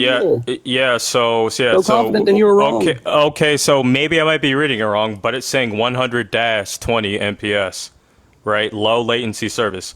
So there's a difference between plopping internet in some random place and getting Nathan. Okay, so I'm gonna start from the top again, just like you don't let me do. You can have fun, buddy. I'll just keep on making you start from the top if that's the game you want to play. That's okay. So the problem is if this is the thing you're going to point to, do you know how many things we can point out to during Trump's administration where he put himself in charge of accomplishing something? He made a certain number of promises. He had the opportunity because he had significant control over the House and the Senate, yet he accomplished almost nothing. What about Trump's wall? How much of the wall did he build? Well, he was trying to get the funding for it, and then the government. But he's in charge of that, right? Yeah, he promised to do that. Yeah. How is that not an executive failure? Remember the meeting with him, Schumer and Pelosi, where he said, "You know what? This is on you guys. The government." How is that not an executive failure? He's in charge of that. He promised he was going to do it. Also, where he falls short on that. 50 miles of it, 300 miles. No, he built 52 miles. Don't lie. He built 52 miles. So now. Yeah. So now that we got that knocked out the way, he had a majority in the Senate and House his first 2 years of presidency. Yes, correct. And still couldn't get it done. Yes, correct. Yep. So when you point to something like an executive failure on Harris, I try to ask for the specific actions that Harris engaged in that meant that she didn't actually accomplish what she was supposed to be doing, or the lack of action. And then we point to the confounding factors that could have interrupted her ability to do her job, or at least bring it to completion. And then you say it doesn't matter, it was her job. But then you're not going to, hold on, Nathan, I'm going to finish my point. But then you don't hold Trump to the same standard when it comes to any of the promises that he made and accomplishing those. That's the hypocrisy that I'm talking about. I'll say something bad about Trump. I think he spent too much money in his first administration. I think he caused the debt to rise too much. Can you say anything bad about Joe Biden or Kamala Harris? Yeah, they're way too permissive of Israel and their actions in Palestine. What do you mean by that? They are not holding them to a standard where they're not engaging in where they pull all funding from Israel until they because Israel is engaging in international law violations and aggressive actions against civilian populations. They're engaging in ethnic cleansing. They are not engaging in ethnic cleansing. They absolutely are. The worst ethnic cleansing in the history of ethnic cleansings, if they are. They have complete air superiority over the region. They could turn that into a parking lot if they want to, and they're not. They literally have civilians before their attacks. They have stopped attacks when they know there's too many civilians. Nathan. Ask yourself who's hiding behind the civilians. Who is hiding behind the civilians? Nathan, wait till you find out foreign policy. This is where your boy comes in. Here we go. Yeah. Right,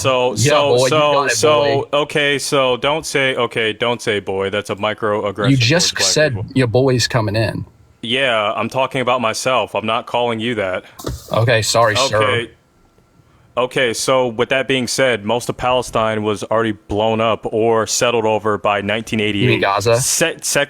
No, Palestine. Palestine doesn't exist. Yes, it does. So it was created by the Romans after they destroyed the kingdom of Judea. Okay, so with that being said, right? You can roll your eyes, buddy, but it's historical fact. Okay, so I'm going to finish my point. My eyes are dry. I'm not rolling them at you. I literally just watched. Even though I should be. Okay, sorry. Go ahead. Yeah, sorry. Go ahead. No, it's irrelevant.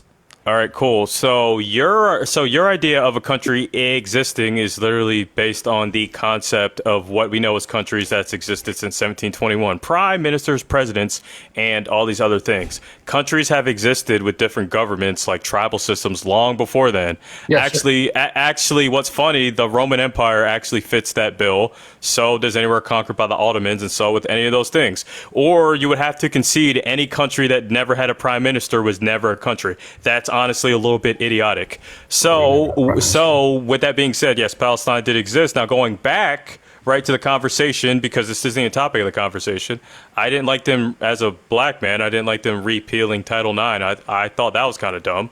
But yeah, none of these are as seismic as anything that Trump did. Wait, what? So we're not. So you want to go back to where we were? Or are we going to go? Where are we going from here? I'm sorry. No, you're going to get railed if we talk about Israel and Palestine. By the way, so not, brother, you will trust Probably me, not, brother. Yeah, I guarantee you're a T-word apologist. Okay, what do you think I would say that would make me that? I'm curious. You're saying that Israel's bombing civilians. Okay, they are civilians. Okay. So how many? Do you think the United States was evil during World War II? Huh? Were we committing genocide against the Germans? Were we committing genocide against the Japanese? because we were fighting their military. I'm curious. I'm curious. Hold on, Nathan. What international law were we violating prior to the engagement in World War II? No, I'm asking you, in your perspective, what international law? I'm not asking you that. No. Answer my question. What were we the bad guys for doing that? Were we the bad guys for doing that? No, we were not. So what's the difference? They're fighting a war. Awesome. That's the issue, Nathan. That's the issue. Hold on.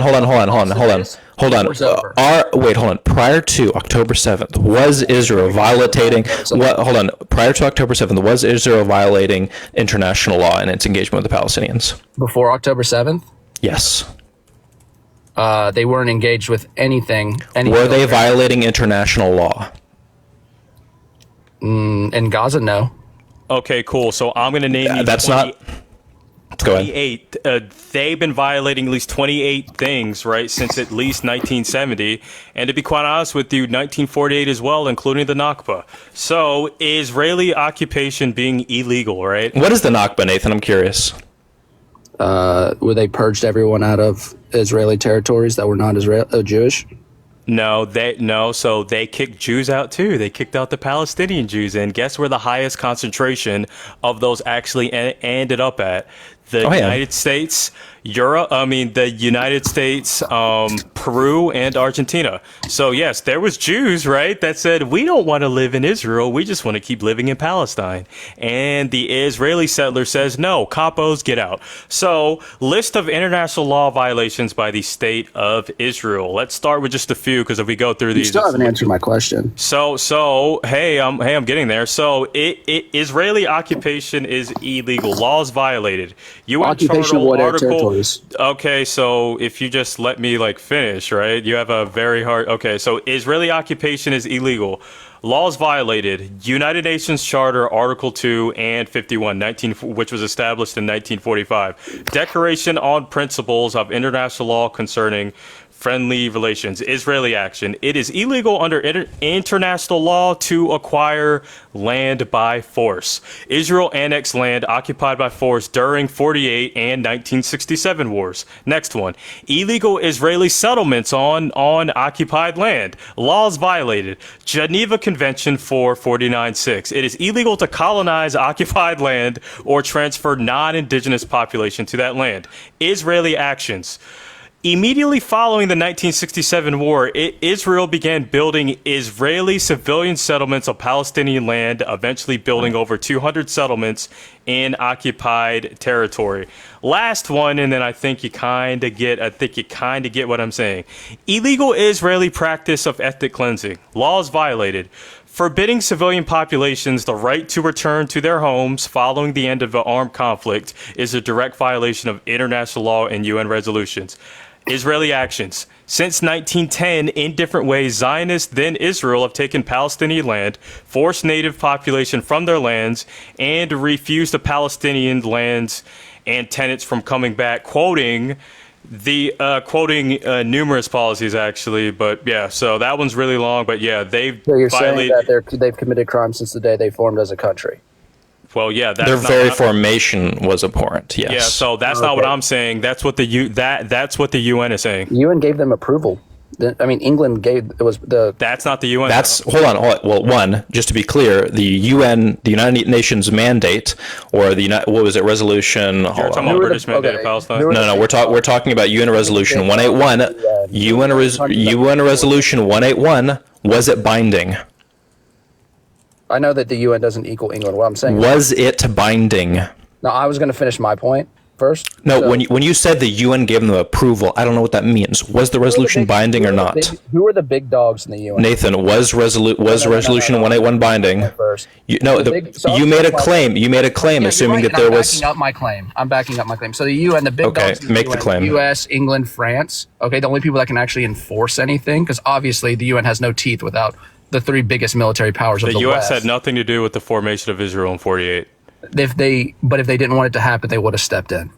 They literally had nothing. Why are you bringing the U.S.? They had nothing to do with it. You didn't listen to what I said. You said you're bringing in people that had no idea. I said, who are the big dogs in the UN that can actually enforce anything? I don't know how this is relevant to the point. Everybody Because- that pays the 2.5% of their GDP. There's a ton of Okay, countries. yeah. that do Well, that. let's be realistic here. The only Well, no, I'm like especially at actually that being time, realistic. I'm Especially actually in being 48, realistic. the only countries that had the military force to actually do anything to stop that would be England, France, and the U.S. So None of you're them just- stopped Why does that matter? because they're the big dogs in the UN. Why does that matter? Because if they didn't want to be a country, they would have stopped it. That has nothing to do. That's not a justification thing. One, just to be clear, the Resolution 181 made by the General Assembly was not binding. It was simply a recommendation on how to partition that region. It was a gross recommendation because it offered 55% of the land to Israel, even though Israel only occupied about 20% of the population, or the Jewish people there only occupied about 20% of the population. And it gave them significant control of very important agricultural sectors of that region. It was not considered at all of the situation the Palestinians were living in. It did not consult their well-being whatsoever. That is why it was gross. And when it was rightfully rejected by the Palestinians, as it very much should have been, of course, Israel was not happy with that. They went ahead with what the resolution recommended, even though there was no power that the UN had, moral or legal, over Palestine. And Israel went ahead with it and engaged in ethnic cleansing. They're doing a really bad job of it. Also, what was the U.S. doing in 1948? By the way. What was the U.S. doing? Well, World War II ended in 1945. So So what were they doing though? That's not what I asked you. So yeah, I know. I'm getting to it. I'm setting the stage, buddy. Okay. So 1945, World War II ended. So we're on de-escalate. Our military's de-escalating, but we also have an escalation with the USSR because they're expanding into Eastern Europe and perfect. Berlin airlift was at 48 or 49, things like that. Yeah. Yeah. So also, what we were doing. Korea starts in 51. What were we doing in the Pacific Theater as well? I'm demonstrating to you that we rebuilding Japan. Awesome, which means that we were what was called stretched thin. Thank you. We just beat the two. We literally just fought a two. And what happens after you win a war? Or what happens after after? Oh, sorry. Go ahead. My bad. No, you go for it. I said, what happens after you win a war? Right? There's a big reconstruction process, which means in your paradigm that doesn't work because the U.S. was already stretched thin on 2 theaters. Thank you. Okay. Still have the biggest, probably second biggest military in the world. Okay, what is that? Yeah, that was occupied doing things, right, with the Soviets and rebuilding the economy and rebuilding Japan that we just got. So again, you agree that Israel was founded on ethnic cleansing, correct? No, I do not agree with that. That's what the UN says. What set of facts do you have that contradicts set of facts that we have? Did the Nakba occur? Did the Nakba occur? I mean, yeah, there's evidence for the Nakba. Well, yeah, no kidding. How is the Nakba not ethnic cleansing? The same thing's happened to Jews. So what about all the pogroms? Okay, yes, Jewish people have been ethnically cleansed. We agree. So if you want to agree to that, that's fine because we'll agree as long as you agree that the Nakba was ethnic cleansing. Also, Nathan. So do you guys think that Israel should even be a country? Hold on, Nathan. So you're missing the point of what I told you earlier. No, I'm asking a question. I'm trying to. Jews got kicked out, got ethnically cleansed during the Nakba. Genius. Yes. Okay, so how are you just talking about Jews? Literally, Jews got kicked out during the Nakba. The absentee property law, they got kicked out of their homes. Settlers took their keys and deeds. And the Palestinian Jewish population, a lot of them either ended up in the United States of America or in Peru. So Jews, the people that you're tokenizing right now, were one of the main recipients of ethnic cleansing during the Nakba. Well, the Palestinians were the main ones, but yes. Well, no, obviously. I'm talking about the Palestinian Jews because there's Jews within So you guys don't think that Israel should be a country? Dude, why are you running from the... We can talk about that. One, I do. I support a two-state solution. Same. But... Okay, that's all I was wondering. Why? Because I'm trying to gauge what type of conversation person I'm talking to. That's fine, but I just need you to agree that one, Nakba was absolutely ethnic cleansing. There's like no contestation of that by anybody. And the effects of the Nakba carry on to this day, and Israel is still engaging in actions which are violations of international law, and which perpetuate the ethnic cleansing project they engaged in so early on. Yeah. I just don't think that the war in Gaza is ethnic cleansing, and you can't convince me of it. Well, I mean, you can't convince me of it. Thank you for at least being honest. That's fine because we got the UN and the literal two court cases. Didn't happen. There would be no. Okay, cool. So who funded the group they're fighting in 1981? Hey, not done, Chris. Not done, buddy. You talk, I talk. That's how it works. Remember? Okay. So then, also, you have to remember who's hiding behind the civilians. Nope. The Israeli state is not just killing civilians in Gaza for no reason. There are T-words hiding behind. It's also killed in the West Bank for no reason. They build their rockets underneath elementary schools, hospitals. They hide the rockets. They build their tunnels in civilian areas. They hide in apartment buildings. All right, cool. So now Israel sends text messages. They send flyers. They make Nathan. Hold on. Even if I were to concede all the points that you made, that has no material impact. That has no material impact on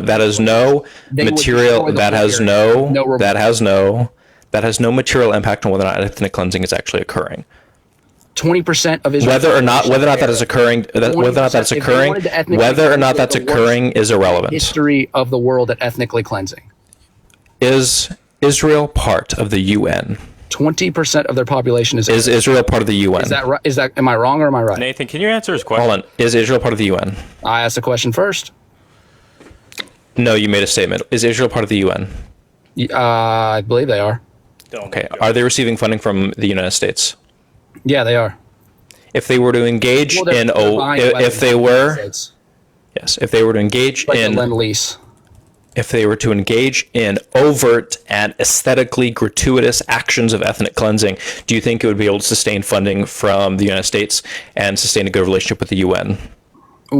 Where are they doing that? You said in Gaza. I asked if they were. You absolutely okay. I'll ask this question again. I know where if you're they were going engaging, to, if they were engaging in where are aesthetically gratuitous, I didn't say they were, because they're not.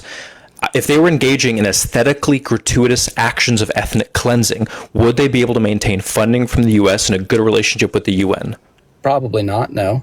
Yes, that's the point. So when you say something stupid like, if they're doing ethnic cleansing, they're doing a terrible job. Yes, because if they were literally to start dropping nukes all over the place, they wouldn't be able to survive in the Middle East because of all the actions. They wouldn't be able to maintain a relationship with the United States, and they wouldn't be able to maintain a good connection to the United Nations. So yes, they do. So they engage in a conscientious, long-term political project where they do things like fragmenting the West Bank, engaging in settlement expansion, allowing for settlers to engage in violence and their own pogrom things towards the Palestinians, where they put a blockade, which is an act of war against the people in Gaza, restricting food and access to resources. It's a slow stranglehold process, which is accomplishing an ethnic cleansing in order to expand the reach of Israel. And no, it's not a year or a 2-year or a 3-year project. It is a decade-long project, and they're successful at it. Gaza right now. Also,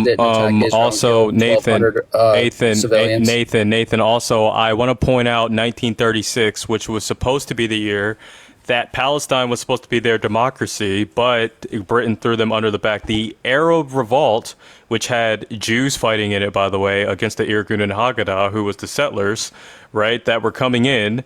They got stabbed in the back, so they had to go fight against the settlers, right? Jews, Muslims, Christians, Arabs, all these other people. So the first democracy was actually supposed to be Palestine, but since Bloody November and the Arab Revolt, it's been colonization since then. So this has started way before October. And you know what's funny about the group they're fighting? Israel was one of the first checks in 1981, quoting Brigadier General Yitzhak from the Israeli Defense Force, saying that he didn't like the concept of a Palestinian democracy. So they decided to go fund H Group with the Muslim Brotherhood instead. There's in 2006 there were elections in Gaza, and so okay, so that doesn't cover 19. Don't run from 1981. Don't run from 1981. The incursion when the Israelis went into Lebanon. No, when Brigadier General Yitzhak, right, with the Muslim Brotherhood, took funding and gave them the arms and all these other things, because his quote from the Israeli Defense So a Agency, general in the Muslim Brotherhood, is that what you're saying? The Israeli Defense Force, which is the military. Oh, the IDF. Okay, the way you said it. Which is who, right? That is the military of who? Correct. I was saying the way you said it, I was confused. That's all. Okay, cool. Well, I'm like, You're confused about this entire thing, unfortunately. I'm not, buddy. So they were the first check into the group that they're fighting. So no, because I don't support the IDF that's blacklisted right next to other people that intentionally target children, according to the UN. You are the terrorist apologist. Yeah, dude. And you're not just an apologist of revolutionary insurgency terrorists. You're apologists of authoritarian, aggressive terrorists. Is being revolutionary. Hold on. That's insane. Like you do understand how insane you sound when you say that. Civilians you understand that when you repeat obviously debunked points that not even the IDF holds anymore, you sound insane. Killing pregnant mothers is revolutionary. I can actually quote you. You keep on jumping around. It's all the same day. Okay, so how many IDF? It's really revolutionary to kill 1,200. So Nathan, are you going to Nathan? Are you going to address the point about 1936? Military installations were absolutely targeted. Music festivals. You are so separated from any semblance of reality, you cannot understand the situation at all. So what about when you say absurd things? Yeah, when you say absurd things like military installations were not targeted, they were targeted. Military installations, surveillance installations, all these things were targeted. There was just an expansion.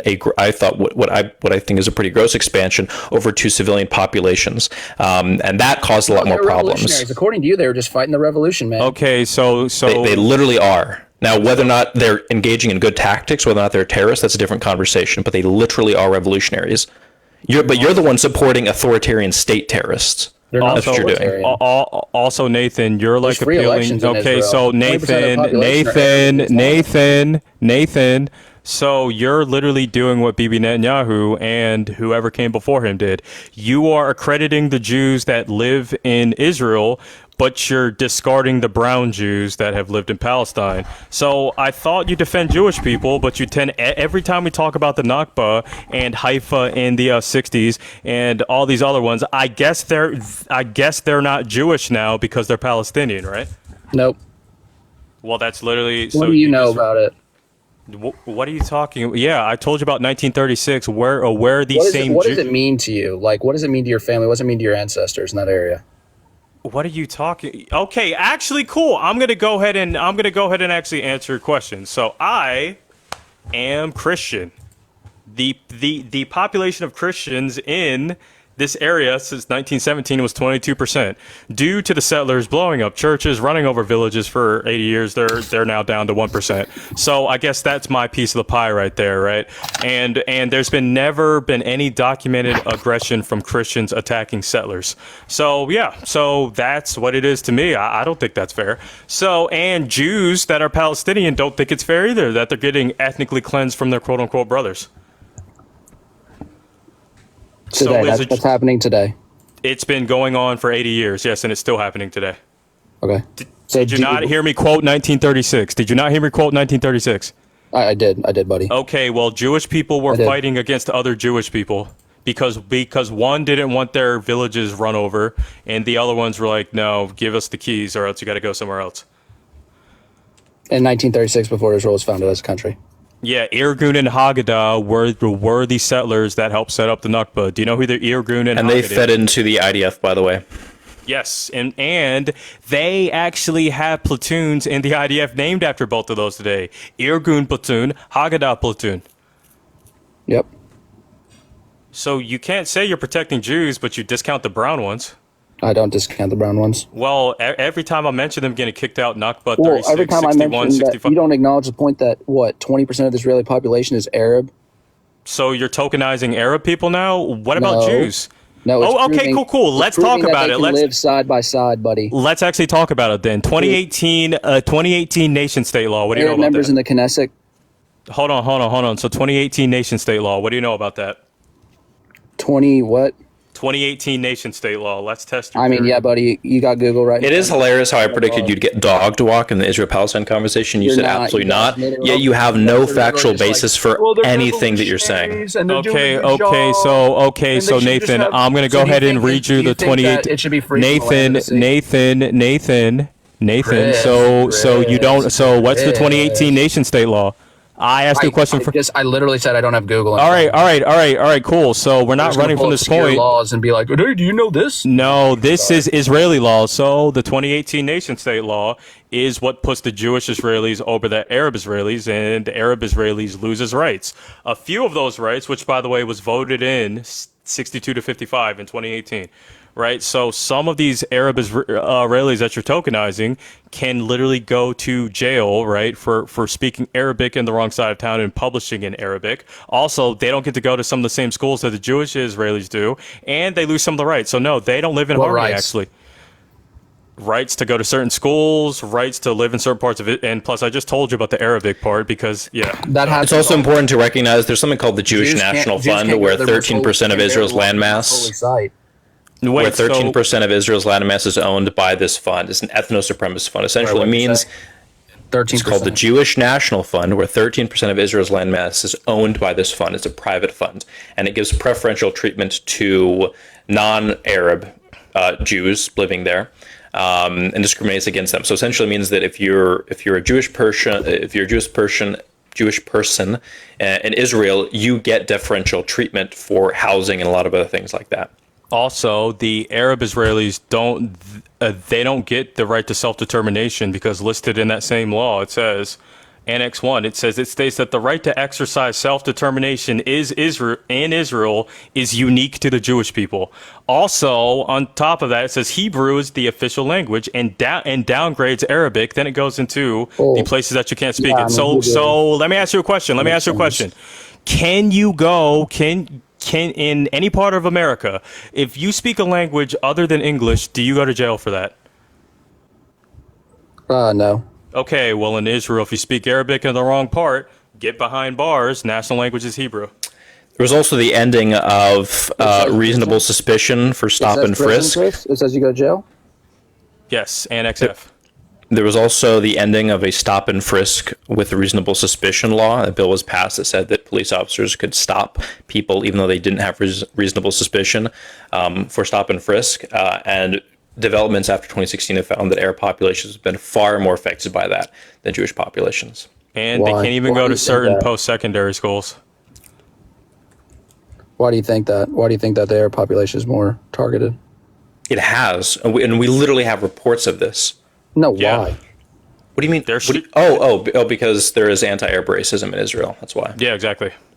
Also, you're the one that's making the case that they're living in harmony. That's failing right now. I'm just saying.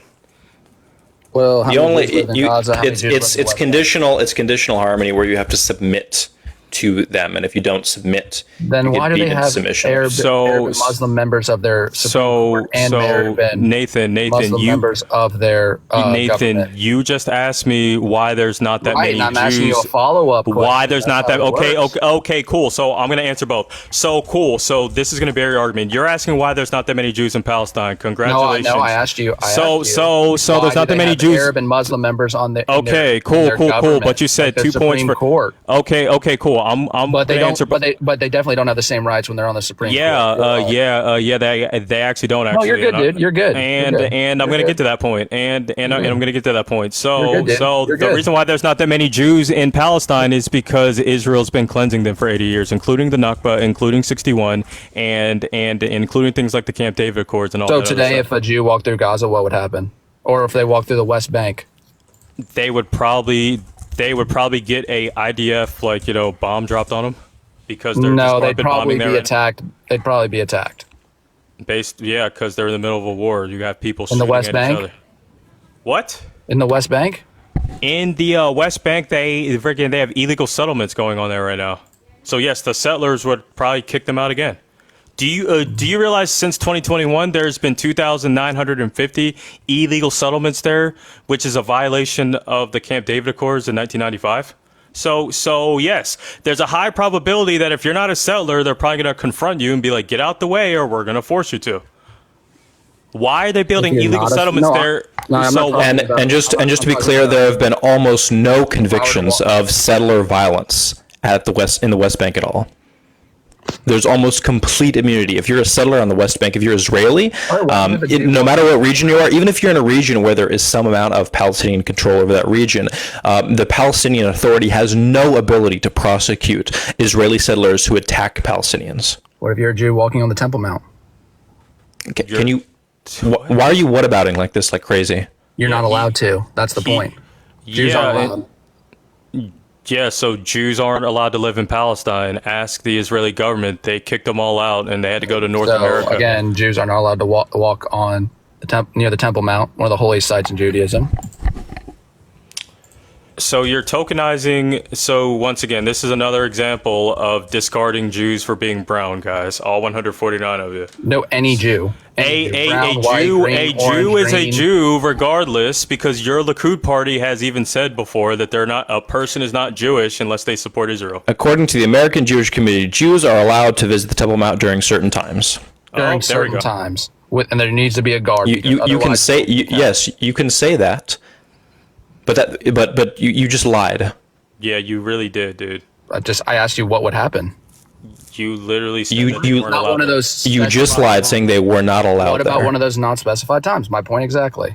That's not the point you made. Okay, cool. Yep, well, exactly. You guys obviously are just, like I said, T-word apologists. You think that? No, because we don't support the Israeli Defense Force.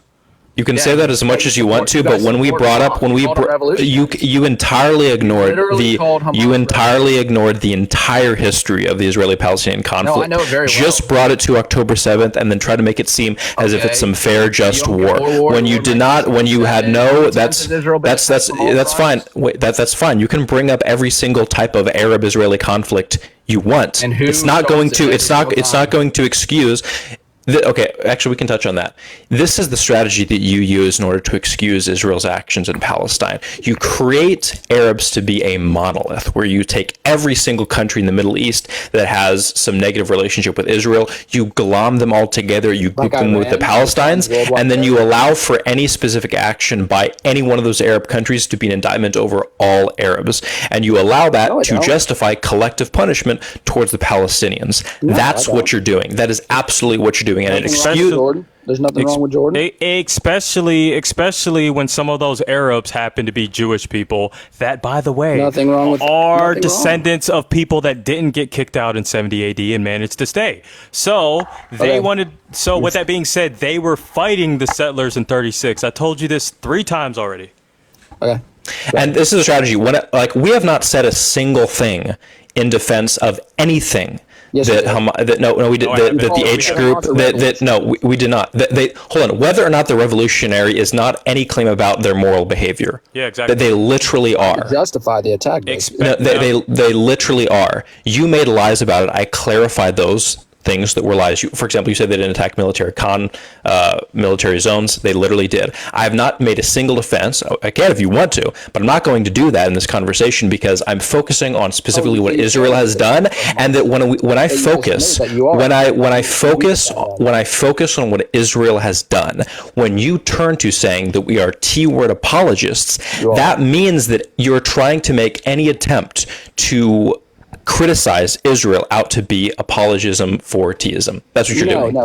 You never denounced the Nakba one time. You've never denounced the large amounts of Jews that got kicked out of Palestine. Like there's any delineation between Jewish people that live in the Middle East and Jewish people that live anywhere else. They're all Jewish people. And let's take it to today. Are you going to denounce the annexation of Eastern Jerusalem? Are you saying that current annexation is a violation of international law is wrong? You're saying? Can you denounce that? Of Eastern Jerusalem? Yes. The capital city of the country of Israel? It's contested capital. But regardless of whether or not you would claim it to be the capital, it's a violation of international law. Are you going to denounce that? When did they gain control of East Jerusalem? Article 4 says it's a violation of international law. When did they gain control of East Jerusalem? 67. What happened in 67? The war that they started, 67 war. Who attacked who first? Awesome, cool. So hold on. That doesn't matter. In a conflict, in a war, it is a violation. That's illegal. Is that a violation of international law? They would not have taken the territory. Is that a violation of international law to annex land gained in a conflict? Yeah, you're not allowed to do that, by the way. Is it a violation of international law? Nathan? Is it a violation of international law? Yes. Who's going to enforce the international law? That's not what I asked you. Is it a violation of international law? I guess. Are you going to condemn it? What? Are you going to condemn that? Nope. There you go. That's the issue. Are you going to condemn Hamas? Yes. I can. I think it's a silly word to condemn. The whole.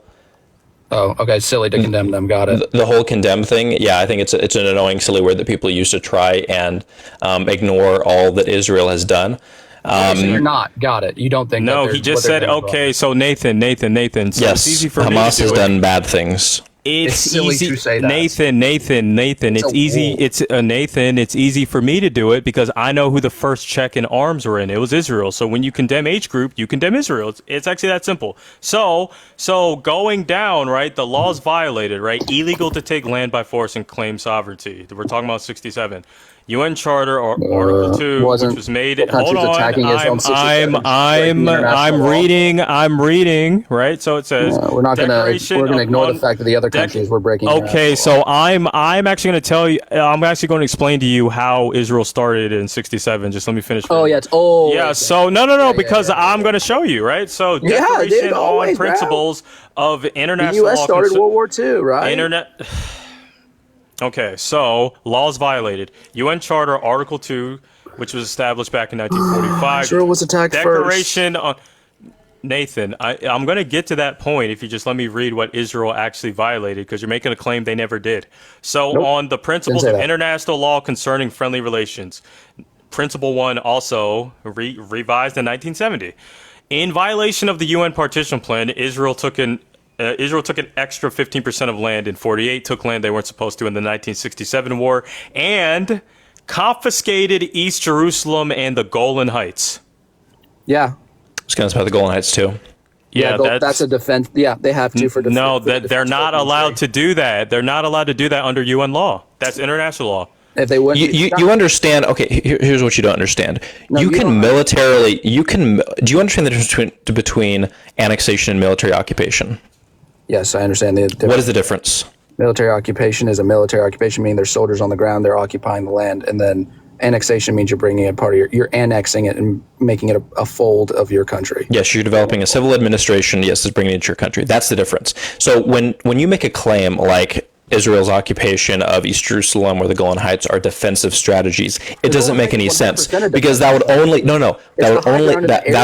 that would only apply if there pieces on and destroy the whole valley. Nathan, that would only apply if there was just a military occupation. The fact that they are engaging in setting up civil administrations demonstrates that it's not just about military occupation. It's not just about defense. There are other interests. That's the problem. You ignore all the other actions. You are ignoring all the other. You are ignoring all the other actions. You are ignoring all the other actions taken by Israel, because you want to ignore. You want to ignore. You want to ignore the fact. You want to ignore the fact that Zionism is the fundamental catalyst. You're ignoring the fact that Zionism is the fundamental catalyst for all of these strategies it's engaging in. The pushing of settlers into the West Bank is not for its security, like they try to claim. It's because they want to gain control over that region. There is a fundamental Zionist poison, a toxin that is affecting Israel that says that the entire land of the Levant belongs to them, and they're going to fight until they get that. That is what needs to end. There cannot be appropriate, effective negotiation until that toxin is removed. Also, can we go over 6-Day War real quick, just so we can close this one out? Cool. So what was Israel subjugating years before the 6-Day War that caused all these countries to get pissed off at him? Do you know what that was called? You tell me. Awesome. They tried to take the Suez Canal by force numerous times, which is a major trade hub. By the way, the Suez Canal doesn't belong to them only. It belongs to a lot of people. Secondly, why did they give it back to Egypt? Hold on, Nathan. I'm almost done, because I'm telling you what. Back to Egypt. So awesome. June 5th of 1967, who fired the first shot? June 5th, 1967. June 5th. Who fired the first shot at somebody else? I'm guessing you're going to say it was Israel. Yes, and I'm going to quote this from 3 different sources: Britannica, U.S. Department of State, and Israeli Defense Agency. How about that? So the war began on June 5th, 1967, when Israeli planes attacked Egypt and destroyed many airfields. Now, 2 years prior, goes about all this part of them trying to take the Suez Canal by force. It was actually even more before that. The initial domino for the 67 conflict was because Israel attacked a Jordanian village in the West Bank. That's also fair. That's fair. Yeah.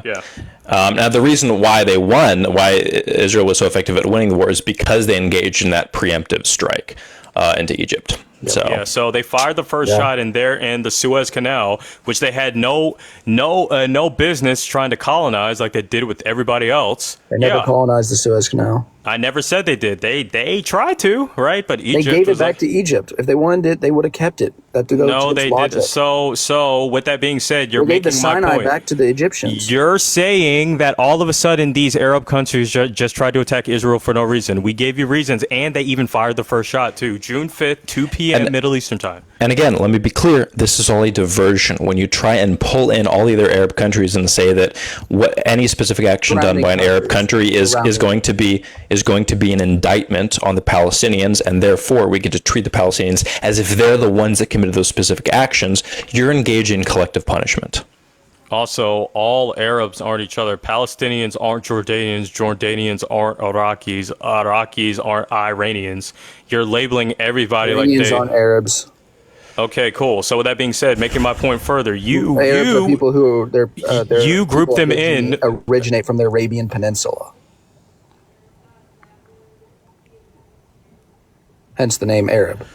Never mind. Okay, there's flaws in the statement, but never mind. No. Arab is people from Arab-speaking countries. Obviously, that developed because. Islam Yes. That's fine. That's fine. Yes, it was violent. So yes, the Arabization of the Middle East. all the way back. Yes, that's fine. The Arabization of the Middle East occurred because of the expansion from the Arabian Peninsula. That doesn't mean that they're not Arab, because the definition of Arab has evolved over time. Wait. They originate from the Arabian Peninsula. Wait. So the Ottoman Empire ended in 1917. Hold on a second. So now I see your true colors. You're making this a religious thing. No. Cool. No. Wait. Stop. Cool. So now we're gonna go back. Our country was founded on literal ethnic cleansing due to freaking Christians. I happen to be one, by the way, not by force. I am also Argentinian. Roman Catholic Church slaughtered 95% of my people in South America. Now you're talking about the spread of Islam. Okay, so Christians aren't much better, and I'm a Christian. I can hold. I'm not saying that. I just said that you can track this all the way back to that. Okay, but this track it back to all the way to Abraham. Okay, I thought you were trying to make this a religious thing, which is weird because I mean. No, I said you can track this feud all the way back to Isaac and Ishmael. Okay, that has nothing. No. That has nothing to do. Hold on. That has nothing to do with 1948 Israel. Yeah. I'm just saying relations. Also, Even when we're talking about relational issues, what was the number one place of refuge for Jewish people during the 15, 16, and 1700s when there was significant attack from Christians on Jewish people in Western Europe? And the Crusades, yeah. I'm going to say Israel, the Middle East. Israel didn't exist. It was the Ottoman Empire. Yeah. It was. The idea that Jews and Muslims have been constantly... Yeah, the idea that Jews and Muslims have been in constant conflict is simply not true. That was one of the primary places where Jewish people took refuge. The idea that they cannot coexist is simply false. The idea that there's some religious baked-in issue between Jewish people and Muslims is simply not true. This was a specific political project developed by Herzl in the late 1800s. Zionism was a specific plan in order to instantiate an ethno-state functionally in the Middle East. Also, the Catholics and Protestants were putting them in, were boiling them during the Crusades. So I can see why they ran to the Ottoman Empire, because these guys were showing no mercy to them. Okay, so your whole Ishmael comment doesn't hold much weight because I guess you don't understand the comment. I do, because you know the story of Abraham and Isaac and Ishmael. Yes, but it has nothing to do with modern day Israel. That whole myth making is not a significant part of the tense relationships between Muslims and Jewish people in the Middle East. And plus, for you to actually, okay, first of all, I'm a former Christian apologist. First of all, I don't take the Muslim position that Ishmael is the forefathers of Arabs. I don't take that position personally. So with that is a Muslim concept that I don't believe in, because if you actually read the Bible like you said, then you would know who Ishmael was compared to Abraham. So also going back, let's go back to... He was a son, but not with his wife. Okay, so with that being said, right, this defeats the narrative, right? Christians were being absolute terrible things to Jews for centuries. Christians were boiling them, harassing them, unaliving them. Third Crusades, no wonder they went elsewhere so they didn't get slaughtered. I think everyone slaughtered everyone, man. That's just humanity. Okay, then why are you bringing in... You're the one that brought in Ishmael and all these, like, this is a religious fight. I said if you wanted to, you could track the feud all the way back to that. Well, not really, because it has nothing to do with 1948 Well, with your opinion, Israel. yes. You said you don't take that view. Well, yeah, because you can't say what's going on in 1948 Israel has anything to do with Abraham's relationship with Ishmael. Not at all. Okay. Yeah, no, that's just bad apologia for the conflict. What you need to understand is that the fundamental catalyst for why it is such a tense conflict, the fundamental catalyst is Zionism. That's what it is. Yeah. Just simply is. If this situation, not saying that there wouldn't be any tension or any conflict, because there are material conditions that impact a lot of people there, but why it is so difficult is because there's this toxin of Zionism that needs to go. I just want to ask you one thing. Yeah, man. Why, if the war wanted to be ended, why won't Hamas release the hostages? there have been multiple offers that Israel has not accepted to. Israel has a specific goal. Their objective is to finish the job, as people like Trump have said, where they want to ensure that everyone as part of the H group is killed. So even though H group has multiple times offered up to give the hostages up, they have done that. Israel's not accepted. What were the other terms, though? The ceasefire. And not even a permanent ceasefire, but even just like a period ceasefire of multiple months. And they're not hiding behind civilians. I don't know what that has to do with whether or not Israel's accepting terms for hostage release. I'm just stating a fact that you called. You can say that, but you're just diverting. This is the whataboutism. The problem is when you make a claim that the H group, when you make a claim, when you make behind civilians, if they we can talk about that. That's fine. By the way, Israel's done the exact same thing. When you make the claim that H group is like unwilling to engage in hostage release, you're just lying. There's no need. When you try and lie. Sure. Oh, you want? Oh, yeah, I can bring that up. Absolutely. When do they hide behind civilians? Yeah. Yep. So also, Nathan, also, like, what's your excuse for literally a year before in October, right, of 2023, when the Israeli Defense Force was taking hostages, including raiding like, can you give us an actual excuse for that? Military hostages? No, not military hostages. People. They were just taking people.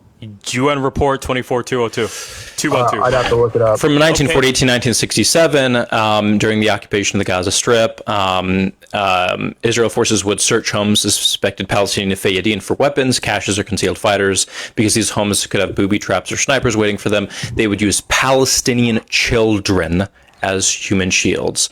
During the Second Intifada, they made use of a human shield procedure on 1,200 occasions that resulted in Palestinians being killed, such as a 19-year-old boy, where they would take them and they would use them as shields to bring them into homes to clear homes. Israel has absolutely done these things. The fact that you ignore these things show that Israel's method of utilizing a bureaucratic aesthetic is effective at you excusing the actions they're engaging in.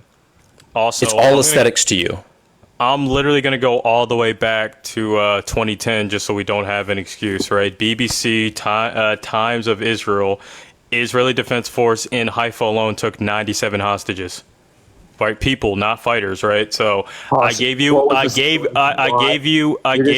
need more context. Okay, if you would just let me speak, I'm getting the literal context. Oh my goodness. So with that being said, right, H group, October 7th, we're talking about to the 98 prisoners. Okay, I'm going to, right, if you just let me speak, right? So 2010 is 14 years before the situation that we're talking about. So we're far removed from it. Okay, so let's read into it, right? So totaling of 97 hostages, which a few still remained unaccounted for, right? This is dated October 7th, 2010. Brigadier General Yaakov Yatov, I think I got his name right, issues public apology for false military action.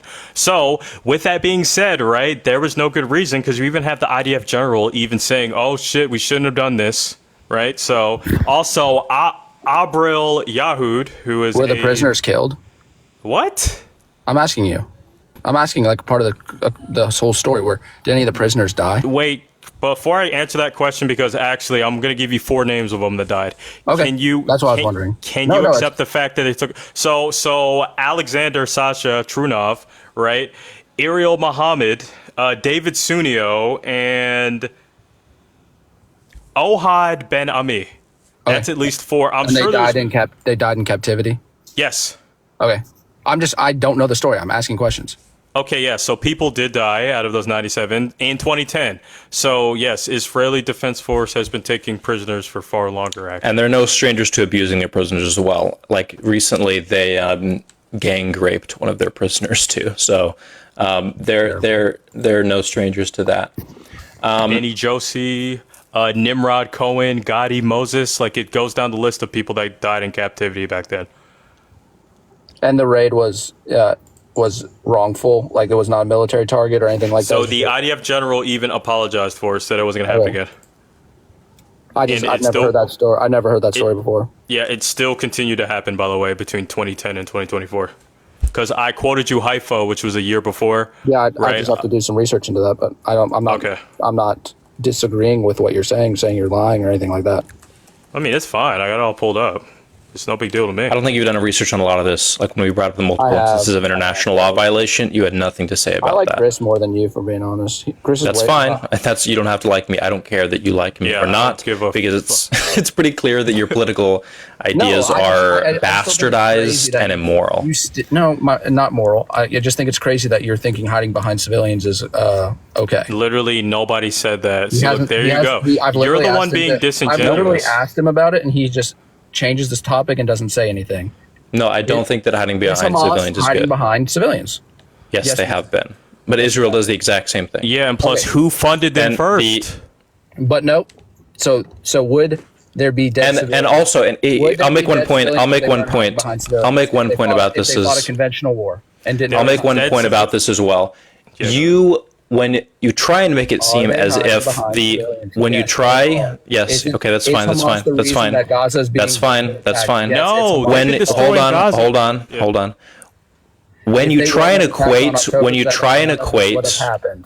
When you Correct. try and equate the two situations, and you ignore the fact that there's significant armament asymmetry We would not be between in war right now if between October Israel, 7th between didn't happen. Israel, between Israel, There would be no bombing. and between Israel and the Rockets were Palestinians. not coming out of You, Gaza, there you, would be no bombings. hold on, Nathan. I'm going to drop you if They you do not spent listen all to. their money I'm on going to drop terrorist you. I'm going to drop you if you don't listen to what I'm saying.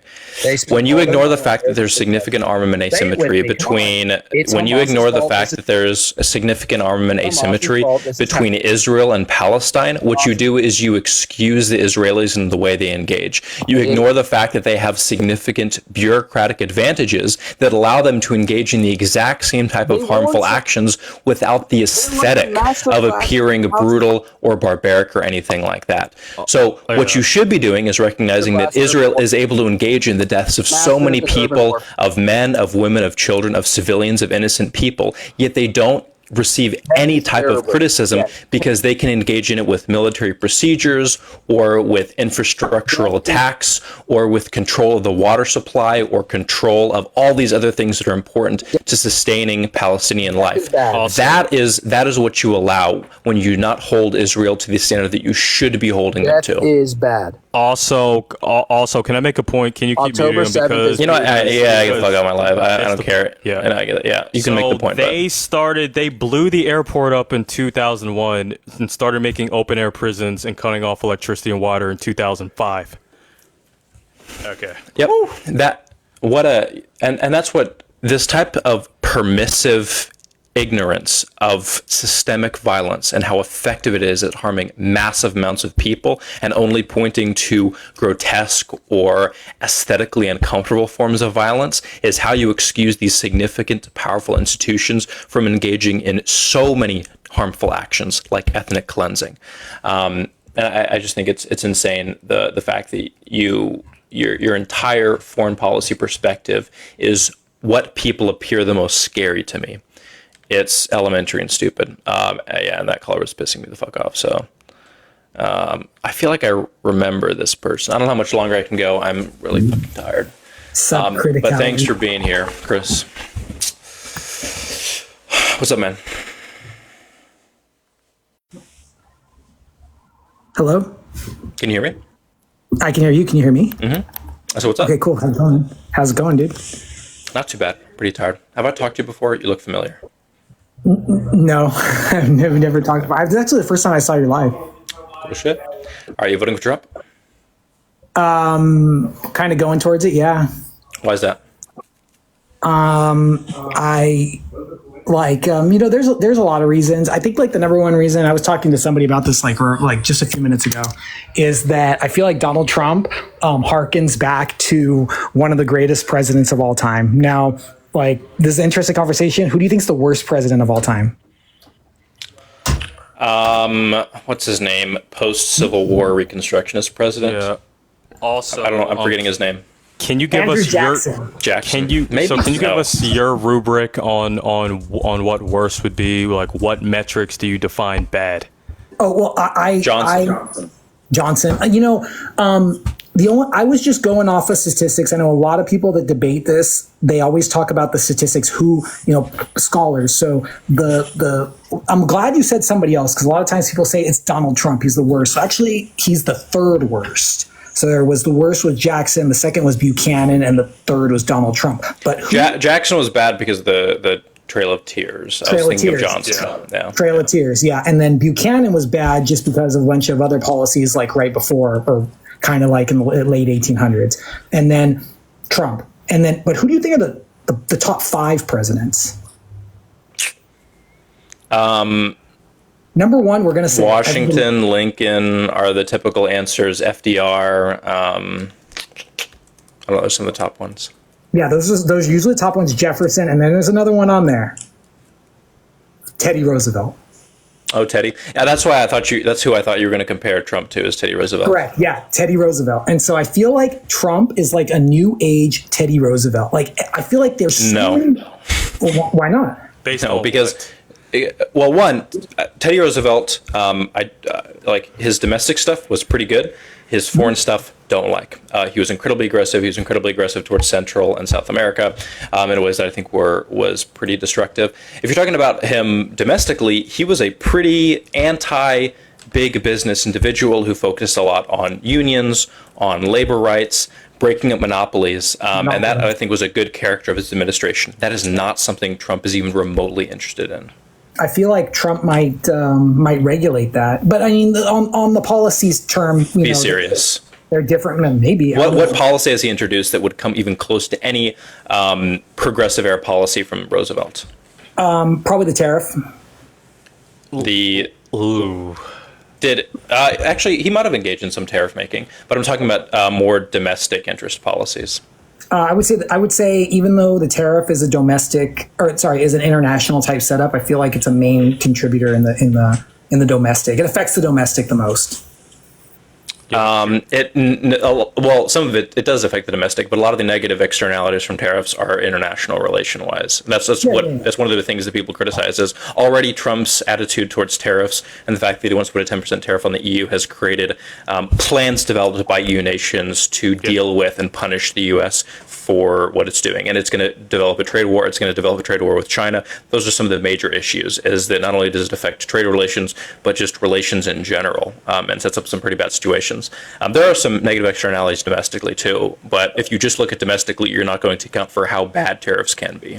Yeah, I mean, I understand it can go. Well, we could see how it's going to go. We haven't had tariffs like in a long time on that type of level, so it's interesting how this is going to work. But the Teddy Roosevelt deal, I feel like they're very similar, and like I'll even quote some like Washington Post, because there's like a lot of articles that talk about this. Like Teddy Roosevelt, right? Very strong-minded individual. People didn't like him at the time. Did you know that? Hey, bro, gotta hop off. Thanks for having me, brother. Let's do it again sometime. Thank you. Yeah, absolutely. Thanks, Chris. Did you know that the great author Mark Twain said that Teddy Roosevelt is the worst president that we've ever had and will ever have in America? Maybe. I don't know. I don't give a lot of credence to what Twain said about a lot of things. He said a lot of crazy stuff. He did. Just read the book, just read Huckleberry Finn, But what point are you trying to make here? Trump is a modern day TDR. Yeah, I feel like it's just, we can only go off of previous things that happened, kind of, and, always remember history. And I feel like Teddy Roosevelt was disliked at the time. People didn't like him, but he made a lot of cool moves, made a lot of good moves. And a lot of the retrospective attitudes towards Roosevelt were because of his progressive era policies, is that he kind of actually set a lot of the stage for FDR, interestingly enough, and expanding on some of the union stuff, expanding on some of the welfare state stuff. So that's why he's viewed positively in a lot of ways. Some people view his foreign policy stuff positively. It certainly put America in a good position, but I think he was abusive with that. But again, if you're talking about, I don't know, like you're bringing up tariffs is the one thing, but is there anything else about Trump that you could compare to TDR? It's not his attitude towards unions. Trump's spoken up against unions so many different times. Like the whole personality, like they both got shot. They both, after they got shot, they both got up and did something. Trump did the whole fist thing. Teddy was way cooler. Are you serious? Oh, he yeah. was literally shot in the chest, Yeah, and the he got up chest. right away and Yeah. yelled. Whereas Yeah. Trump, when he was grazed barely in the ear, he lay on the Yeah. ground for 3 minutes before the Secret Service told him, "Hey, we got to go. We got to get up. The shooter's been taken down." And only then did he do anything. No, Trump is pathetic. Yeah, All he did was to posture for ego purposes. Teddy Roosevelt was pretty hardcore. That guy was that guy was a hardcore. And I love seeing pictures of him hunting and doing all that stuff. I feel like he was just a very American man. Give me 1 second, guys. That's kind of the vibe I feel. I feel like it's a good connection. Trump, I'm not a Trump It's not. supporter. You don't think so? No. You said you're leaning Trump. There must be some reasons as to why. I mean, I haven't done research on Teddy in probably 10 years, so I don't even remember a lot of his progressive era policies. But I can look up some of his major administrative accomplishments, and I don't think they'd be comparable to anything. Trust busting and regulation was hailed as a trust buster for his aggressive use of the 1890 Sherman Antitrust Act compared to his predecessors. That is complete opposite of anything Trump would do. Prosecuted misconduct, identifying corruption in the U.S. General Land Office. Trump is the essence of corruption, the way he engaged with January 6th. Trump lives, breathes, and consumes corruption. A lot of good conservation stuff. I think Trump passed one good conservation policy. Outside of that, he's gutted a lot of the efforts to engage in good conservation and environmental regulation. Those are some of the headline ones, looking at his administrative stuff. So no, I think that Teddy far exceeds Trump in a lot of his accomplishments, and I don't think it's a good comparison to make. The only reason I like to compare it a lot is because Teddy was one of the so-called better presidents that they say, and a lot of people talk about, hey, they don't want to vote for Trump because Trump is not going to give up his power. They're like, he wants to be a dictator, and it's interesting because at the end of Teddy Roosevelt's presidency, he didn't win his third term, and he was going to run for a third term, and he had a breakdown. He was so egotistical and narcissistic that he had a breakdown and didn't want to be seen. Can you evidence this? Because what I'm reading here about the election is Roosevelt enjoyed being president, but believed limited terms provided a check against dictatorship. He decided to honor his 1904 pledge to not run for a third term. So before there were even those types of term limits available to a presidency, Roosevelt honored his original commitment to end. If Trump would absolutely not have done that, if Trump had the option to run a third term, say he wins his term, if Trump had an option to run the third term, even if he promised only run 2 terms, he would absolutely engage in that. Teddy Roosevelt was going to run for a third term. He decided not to. The party didn't. He didn't have the support of the party at the time. Here it says he decided to honor his 1904 pledge to not run a third term. So it sounds like he said he wouldn't have run a third term. He decided to follow through with that, which is not something Trump would have done. He can't do it. It was the amendment was made. What was the amendment? Is the 16th Amendment, 17th Amendment? I want to look up. Actually, did Trump say he was only going to do 1 term? I don't know if Trump's ever said that, the 1 term. You know what I mean? That's an interesting. But I think what they were talking about not running the third term is that he kind of conceded out. But I've done a lot of research, and I saw a lot of information that Teddy Roosevelt, he had a kind of a breakdown about that. Maybe I would have to look into that more. Here's a quote that Trump said at a rally in Wisconsin. "We're going to win 4 more years, and then after that, we'll go another 4 years because they spied on my campaign. We should get a redo of 4 years." So even though there are protections against an additional term and term limits, Trump is even saying that those shouldn't even matter. That he should get an additional 4 years because his original 4 years he wasn't treated well enough or treated fairly enough in his first 4 years. This comparison is no, absolutely not. I'm not accepting this comparison. I get that. I feel like Trump sometimes says things, to grab the attention of people, and that was something. Hey, we're going to do a redo. We're going to get 4 more years. I feel like it's on almost like a satire, like it's sarcasm, sometimes, and it connects with people like that. And you're a very educated man. I feel, and people that are educated take that very seriously, very, very almost literal. That's fine. I think that we need to we need to get rid of this low ass bar that we have for Republican Republican presidents, for Republican Congress people, for anyone in the Republican Party. We have a stupidly low bar for their rhetoric and their behavior, a bar that we do not treat Democrats with. Trump has engaged in actions, and his rhetoric has lowered that bar successfully in ways that would not have occurred without him. Do you think the Republican Party is an ununified party at the moment? No, I think they're relatively unified in the fact that while a lot of Republican congressmen or congresspeople do not like Trump because he is volatile and he doesn't represent the type of predictable person that politicians usually like. He just has that populist support behind him. So, and Trump uses the bully pulpit a shit ton in order to get people to support him. Where he'll uses the what a shit ton? The bully pulpit. He did during his presidency, and he's done post-presidency as well. Now, do you think the Democrat Party is a unified party at the moment? 2024, end of 2024?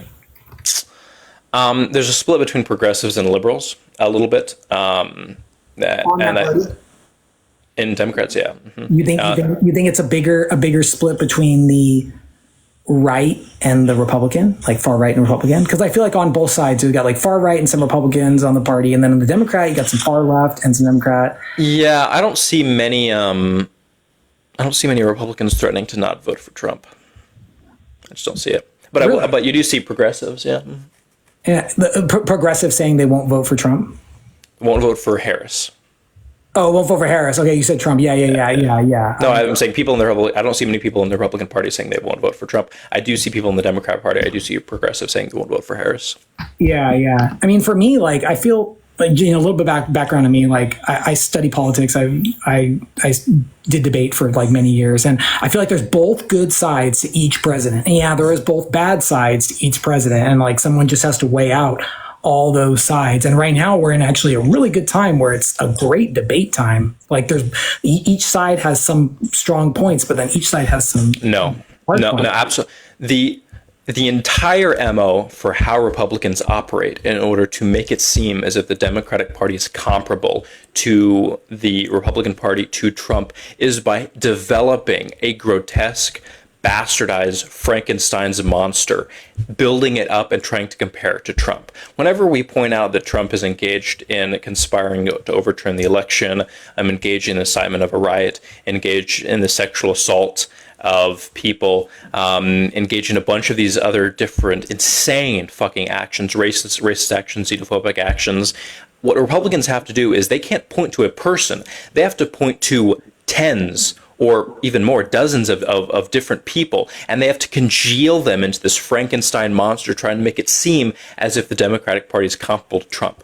The thing is we don't have to point to a bunch of different people. We can just point to Trump. And the fact that we can do that successfully is an indictment on where the Republican Party is at. Because you have to point to Clinton, Bill Clinton, Hillary Clinton, Obama. You have to point to fucking Biden's son, Biden. You have to point to Harris. You have to point to so many different people in the party in order to make it seem as if there's any comparable amount of immoral or gross action by the Democrats. And that's a massive problem. Do you think that if the Republican Party just eliminated Trump, that they could unify on a harder level? Not really, because I think that the Republican Party doesn't have a cohesive political vision from a policy or a moral perspective. So it would require a transformation of the Republican Party into something that's actually conservative or something that's actually liberal capitalistic or whatever. But right now they're holding too many contradictory positions. Yeah, it's very, very, very true. On that side, it's an interesting time to live in. I feel like the Republican Party might change, man, because either the Republican Party is going to have an interesting time because either Trump's going to win, and then 4 years are going to go by, and Trump's going to be gone forever out of politics, or he's going to lose, and he's not going to run again because he's going to be too old, and then they're not going to have Trump again either way. It's going to be like disappear. So I feel like we're at a turning point in that time. if Trump wins, that's going to signal to the Republican Party that the type of attitudes that Trump is engaged in, the type of overt political actions, the subversive, aggressive actions that he's engaged in, the hateful rhetoric that he's engaged in, that all of that is a viable political strategy for success. If he wins, even though he's probably not going to do a third term. I assume he won't get there. Maybe he'll engage in another insurrection. We'll see how that goes. But assuming that it does transfer over to another president after his second term, that could be a Republican president that is just copying a Trump playbook. That's the issue. So Trump's loss, the difference between Trump's loss and Trump's win is going to be significant for how the Republican Party is going to operate. Like an influence onto J.D. Vance, and then J.D. Vance might try to run after that, huh? Yes, we literally saw this after January 6th, where when January 6th occurred, because and when it failed, so many people in the Republican Party, and even people like Ben Shapiro as well, just flatly condemned him. They thought that the Trump era was over. Trump had done something that was insane. It was a coup. It was an insurrection. He was widely condemned. But as soon as they realized that it didn't actually matter that much to the Republican base, that Trump could still garner a lot of attention and votes, regardless of what he did, everyone changed their tune again. So now the people that used to condemn Trump, like Ben Shapiro, they now say they're 100% in support of Trump. That's the issue, is that we're poised for the Republican Party to fall into a long-term, incredibly inflammatory approach to politics. And the only way we can get rid of that is if we punish the actions done and make sure that Trump doesn't get elected. Do you think maybe these moves, let's just call them moves, right? Like of the Republican Party, you think those are like moves that have been around for like a long time that maybe me and you or we didn't experience? Only reason I'm bringing that up is over here at the office, we were like watching that scene in Gangs of New York when they're like, it's time to vote. And they grab everybody and they take them to vote. I don't know if you've ever seen that scene. I mean, obviously, depending on the time frame, like if you go back far enough, then the election or the democratic process, or before there was even like proper democracies, it probably had some pretty aggressive approaches to politics. But no, I do think that the Trump era approach is especially given the context and the conditions we live in, it's entirely novel. Yeah. I mean, I believe, like I said, I don't. So again, why are you supporting Trump? I'm not really supporting Trump. I feel like we're at the election time, and your choices are steak or chicken.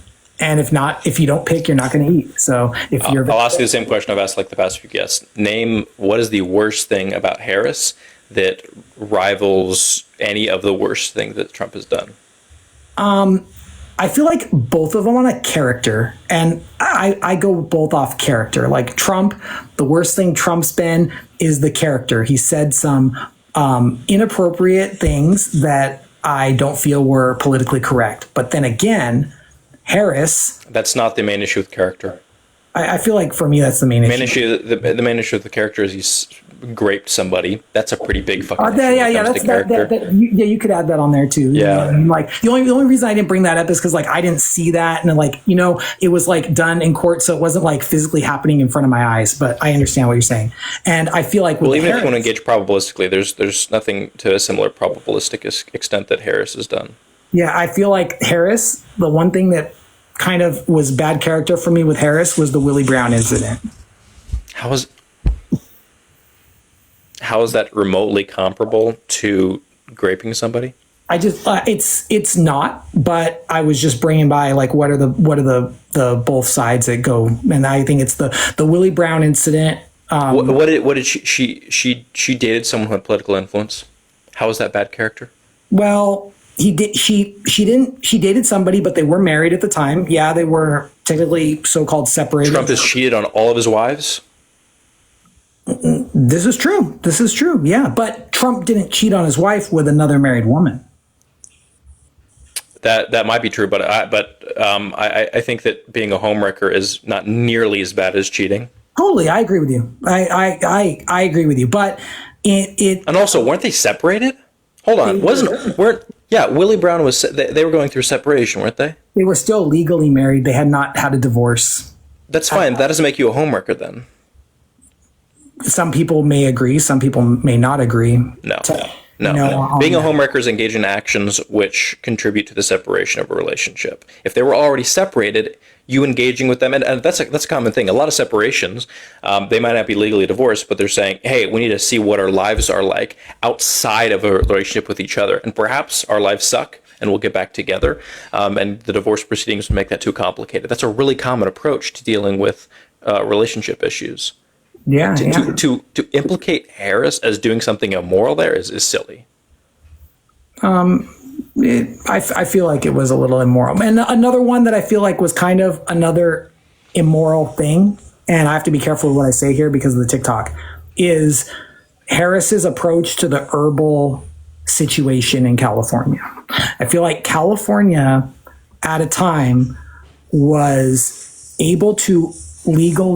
I'm sorry. I'm really tired. I was trying to figure out what you meant by herbal. I just don't want to say it because I don't want to hurt your life. You know what I mean? But California had a time to legalize herbal products in the state of California. And they were like the first. Like everybody was flying to California to experience herbal things. And what happened was Harris was putting so much pressure on everybody that were caught with anything herbal. And so people were being put in jail. People were being arrested. I think like 26 people. I mean, it depends if you're talking about her AG years or her DA years. There's actually 46 people still in prison for not selling any herbals, but just being caught using herbals, out there in public if they were. So like, because of that situation, I feel like it slowed down the legalization of the herbals in California, which caused California to lose billions of dollars because other states like Oklahoma and Colorado were able to do it first. Let me look. I'm trying to remember. I did research on her specific actions. I don't remember her being notably aggressive on anything relating to, especially when you're comparing like the standard for prosecuting drug herbal crimes. I don't know what the fuck TikTok. But compared to like other DAs or other AGs around the country, I don't remember her doing anything out of the ordinary or anything particularly strict. In fact, it seemed to be the opposite, where like especially from a per capita basis, the amount of prosecutions or the aggression of the prosecution that she engaged in was relatively low. And she even did that whole back on track thing, which supported a lot of people who were getting rehabilitated for those types of lower level offenses. Yeah. And so it really wasn't just the offensive or whatever. It was just that people with business and that type of business in the state at that time were very scared about the legalities, right? Oh, they're putting people in jail for this. And it's setting a precedent and a feel where they were like, hey, we're not going to try and get this legalized in California. We're just going to go to Colorado.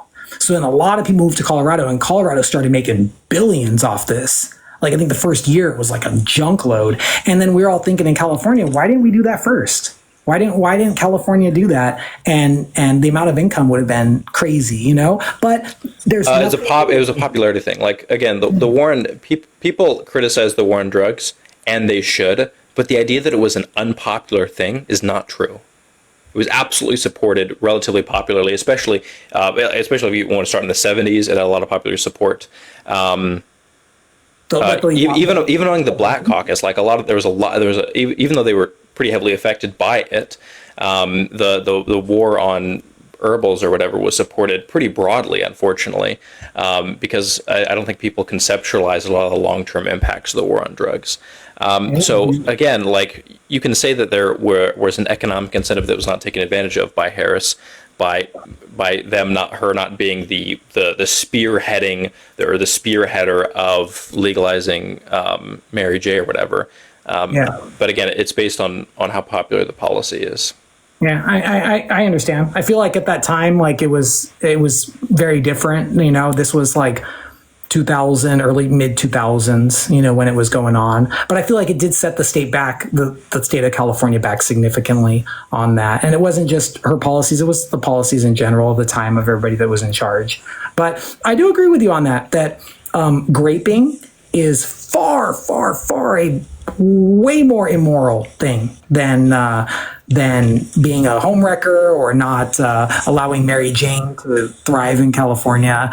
It's a much worse thing. So that is the hard thing. And then so I come to a question that I think about and I ponder a lot. If our founding fathers really thought that the crimes were bad for being a president, why didn't they say, hey, if you're a convicted criminal or you're a felon, you can't be president? Why did they put that in the Constitution? I'm not supporting. I think because they're more pro democracy, which, by the way, I would also disagree with that. I know a lot of people. I think that while generally the odds are if someone's a felon, you probably shouldn't vote for them. I do not think you should be disqualified from running for president personally if you're a felon. I think that's going to allow for a pretty bad precedent to be set. Yeah. Do you think and it's going to disadvantage a lot of people groups? But do you think that the rights of felons should be like regulated, such as like firearms or any of those other rights? It depends on the felony, honestly. So I think that yes, certain felons should not get firearms. No, especially if you engage in some like violent crime. Yeah. I understand. So but I think that across the board, like if you have a felony, you shouldn't get access to a firearm. I think that'd be a problematic law. Yeah, I mean, because you do say a good thing. Why would somebody vote for a criminal? You know, it's a very. Why do you think people should vote for a criminal if you're the one supporting Trump? Yeah, it sounds like you're not supporting. I don't understand. It seems like you're being disingenuous about your position or something. It doesn't sound like the way you're talking. You're supporting Trump. I'm not trying to be disingenuous. It's just I don't want to like endorse any one president. Like just direct, you know. But you could argue both times. That earpiece, dude. Are those Bluetooth? Can you hear me? Yeah, are those Bluetooth? Got a little echoey. It probably is echoey now. It's going to be echoey. And I'm probably gonna because I can't charge my phone and put my microphone at the same time. Yeah. I mean, I like all the points that you put on it. Like, I mean, who knows? Like, right at the last minute, I could be like Harris. You know what I mean? I kind of just vote like that, you know. But I feel like both do. Why is it close for you? Excuse me? Why is it close for you? Why is it close for the country? I look at the thing; it's like 48. Yeah, because I think half the country's diluted. I'm just going to be honest with you. Why is it close for you? It's a tough. I mean, I personally think both parties need better candidates. That was my opinion. I think that both parties could have picked much superior candidaents. And Harris is a typical Democratic candidate. Yes. There's nothing that makes her exceptionally amazing. It's going to be cool to have someone who has more diverse demographic characteristics. I think it'll be a good, just as a symbol for the American people that we can have someone who's like a black woman in presidency. I think it'll be a good break from the white male norm. Yeah. But there's nothing about her policies or approach that's particularly exceptional. It's that Trump is remarkably exceptional in the negative way. Do you think that Harris might be a lame duck president? It'd be her first term. How are you a lame duck president your first term? There's been some lame duck presidents first term. Not really. I mean, like not in any substantive way. Do you think Biden was lame duck first term? No. Are you serious? He engaged in a ton of pretty strong actions. Now, you might say at the end of it now, because it's the end of his first term, he's more lame duck now, because the odds of him actually running again are basically non-existent. He's going to be too old. But no, he was very strong when it comes to pushing for policy initiatives, and he got like a lot of stuff packed. But the PACT Act, the Chips Inside and SAC, the infrastructure bill, he did a lot of stuff at the beginning of his term. He did get more stuff passed at that time, and he was a very passing president. You know, I feel like I don't think Trump was a lame duck president. Trump might have been a lame duck president if COVID didn't happen. COVID didn't happen. I feel like the last year might have been lame duck. Again, I feel like that's a kind of a not the whole idea of lame duck is that it's actions taken by a person who is not going to have that position anymore. That's like the whole lame duck idea. So it generally applies only to second-term presidents, or I guess first-term presidents that have no chance of ever getting reelected again. Like Bush 1, maybe. I don't know. I don't actually know that much about Bush 1, to be honest with you. It was Bush won. It was like it was in and out, and then he lost to Clinton. And I think the war really affected that at that time. Yeah, but okay. I don't Sure, think. But can you give me? I just want a succinct reason why you think Trump is a comparable candidate to Harris when it comes to quality or anything. I think Trump is a comparable candidate just because I don't feel like the president is like as powerful as, say, Congress or the House of Representatives in a strong way. But I feel like Trump as a character, as a president, I feel like he'd be a strong force for America. I feel like people see Donald Trump in like a strong way. You know, it's even people in other countries. I talk to a lot of people. I do a lot of international businesses. They just like the feel of Trump. And a lot of businesses, from my experience, that's just, I don't know who you're connecting with, but just according to polling data, that's not true.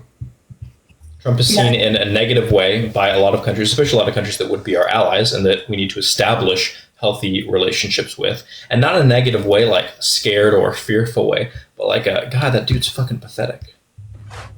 Yeah, some people, but I appreciate I appreciate the conversation, man. I know you're tired, so we'll let the next guest come on. And I'm tired. There might not be a next guest actually, but yeah. If you want to like again, because dude, just to be honest with you, you have not given any substantive reason as to why you think Trump is comparable to Harris, and I think that reason would have to account for the deficits present in Trump and why those deficits don't outweigh the positives, like the stature, the posturing positives that you think Trump has on a global stage.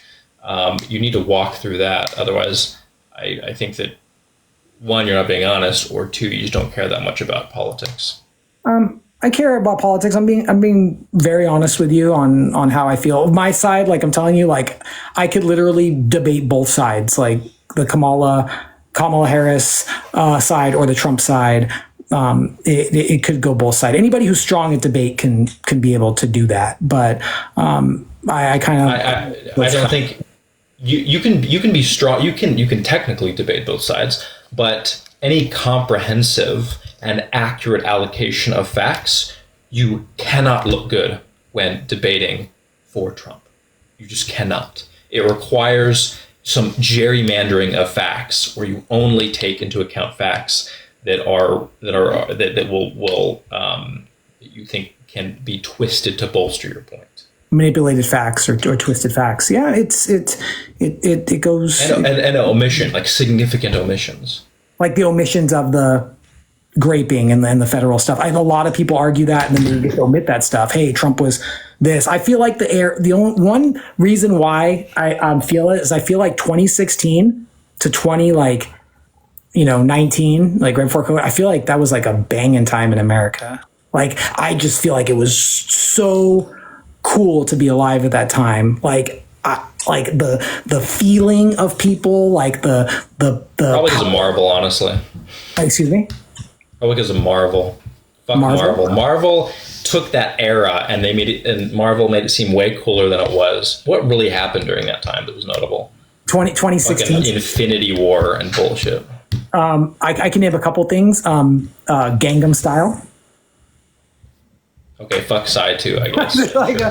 like I feel like that I don't know, the people's energy at that time was cool. And I kind of wonder if Trump comes back, will that energy and that feeling come back with people? Like, that's just something I want to see. I'm sorry, I don't see that in the air. I really don't. Like, where do you live? Where, like, what part of the USA? You don't have to say like exactly. During then, I lived in Colorado, actually. Okay, cool. That must have been a really active time, especially with like the herbal stuff and all that stuff. It was a lot of people. I wasn't old enough to smoke then. Oh, okay. Like, I mean, but you could see the experience of how it was at the time, I don't know how old you are. I really didn't. What I saw at that point in time was a significant politicization of a lot of our social life. I saw an increase in divisions during that period in time. Economically, it was relatively strong, but not any more notably than where we are literally today. And I saw actually a lot of a shift towards corporate interests being more reflected within politics than the interests of people. A significant bridge in a wealth gap. I saw yeah, like I don't know, Trump had a pretty negative impact on our social fabric when it came to what's negative, occupying our consciousness, what we're fear mongering about. No, I just don't see the positive. Sorry. The negative impact on the economy, and I'll leave with this, and this is a good one to go with. In 2016, I left a job to start my own business, and the reason why is because I wanted a goal. And so like I believe a goal is like something that's far. You got to make the goal far enough to where it's actually like a dream. And so I was thinking, I was like, I want to try and make a business and be in the top 1%. And at that time I Googled top 1% 2016, and it was about $400,000. So I was like, oh man, okay, that's far away, but it's not undreamable. It's like obtainable maybe. I work hard enough for 10, 15 years, I might get there.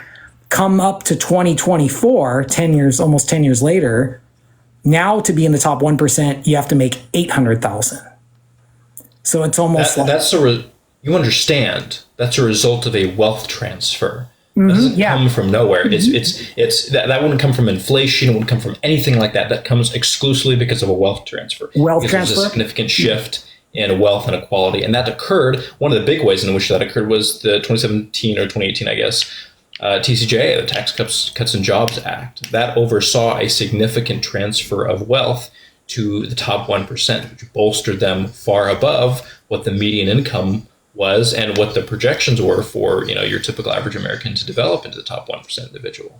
Yeah. I mean, like, because like if I told you today, man, hey, you could be the top 1% and you could make $400,000, like, do you see that as a hard goal? Yeah, I mean, it's hard, but is it obtainable for you if I told you that? If that was the top 1%, it would be attainable. But then what if I told you 800,000? It's kind of like, whoa, fuck. So it's a big. It seems like more. Yeah. I mean, I don't know if I'm going to make either 400,000 or 800,000 because the types of jobs you need to engage in to make that much money. Yeah. A lot of them, especially in the career path that I'm looking to do, would probably be less than ethical. So, which is political law. Yeah. Lawyers make a lot of money, man.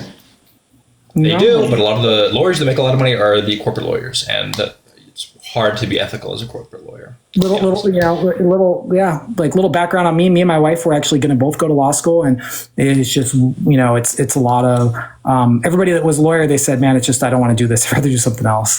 So we kind of went the other way, But I'll let you go, man. And you have a. Yeah, I'm gonna go as well. Anyway, I'm tired. I'm gonna fall asleep in a second. I appreciate you, and I appreciate all your great. I appreciate all your great points that you made towards Harris. It's a great, convincing setup, and I like how you present it in a calm and precise way, which I think makes you an excellent debater, and more importantly than an excellent debater, a great conversion person to convert people over, I think. Yeah, I mean, I appreciate that. I don't know if I'm necessarily engaging at least conscientiously in a lot of ways that I'm trying to convert people. Convince people. You have a very good convincing strategy, and I really like that. So well, apparently not well enough because sorry, it was just giving like he wants to suck your dick like really, really hard. Okay, all right, relax. But no, I didn't convince you, and especially I don't think you engaged in ways which convinced me, because I do feel like you didn't lay out why Trump is remotely comparable for you or really engage with that. So if you want to have that conversation again another time, we could definitely dive more into the weeds there, because I feel like the comparative analysis you tried to give wasn't that substantive. But yeah. Rue, what are you doing? Look, everybody's thanking me. Yeah, I don't know. Nobody wanted to be careful mustache man anymore, who just kept word salading. Word salading. Anyway, are we playing Dress to Impress? No, maybe, I don't know. But I guess that means that I'll probably call it here, especially because I'm tired. I'm out of it. But yeah, all right, Rue, I'll probably end things. But thanks for chilling, y'all.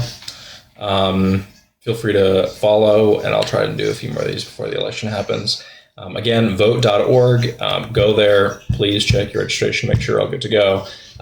Encourage other people to go there, please, because we certainly need as much help as we can get, not just to win the election, but to ensure that if and hopefully when we do win the election, there's enough of a gap between us and Trump so that he doesn't try any insane shit.